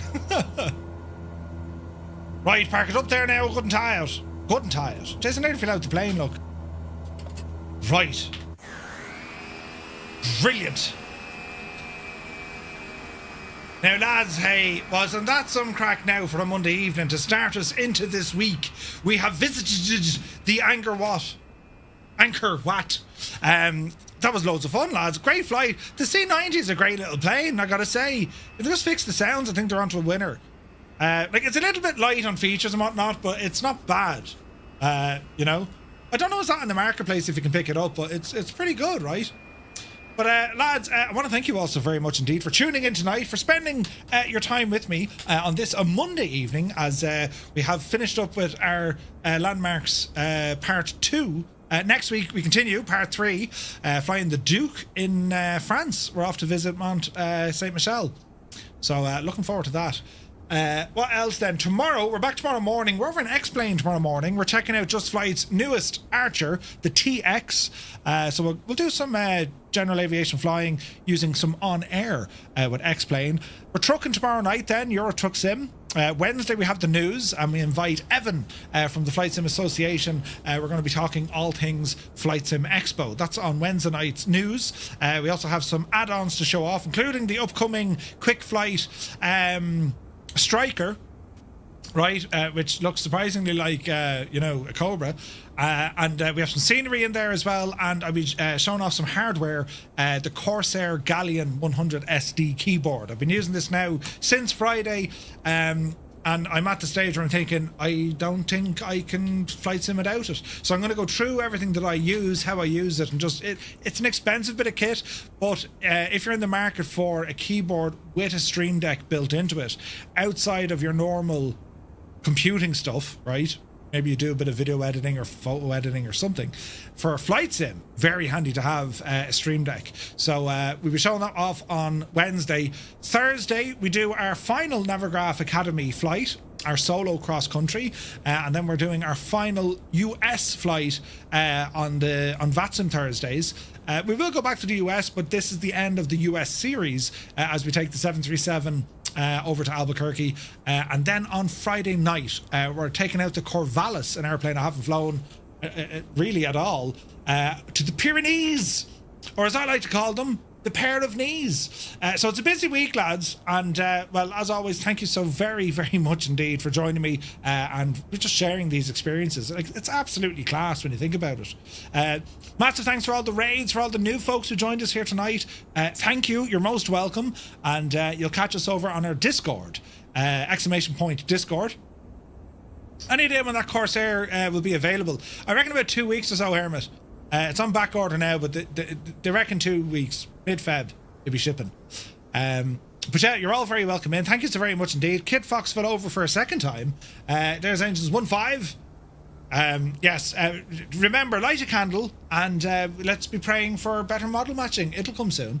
Right, lads, thank you all so very much indeed. Thank you for joining me, and we shall see you tomorrow at 1100 Zulu. So until then, Hello there. Who's this? Zergo TV, thank you for the follow. Welcome in, buddy. So yeah, until tomorrow, you take care.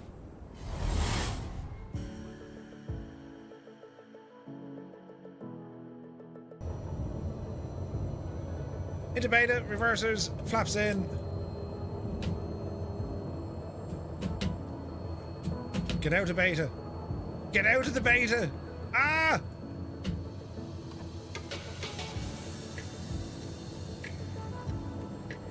That's weird, the throttle doesn't move. Hey, good money. Jerry Coogan, many thanks for the follow. Hang on, we need to get out of beta. No, that's backwards, Murph. Uh-oh. Get out of... Oh, we nearly tipped it over, lads. You see it? Jesus. Why won't you get out of beta, you devil? The controls are no longer agreeing with me. Right. What's it doing now? Not a beta. Stupid thing. Stop reversing. Ah, you need to go forwards. Double it.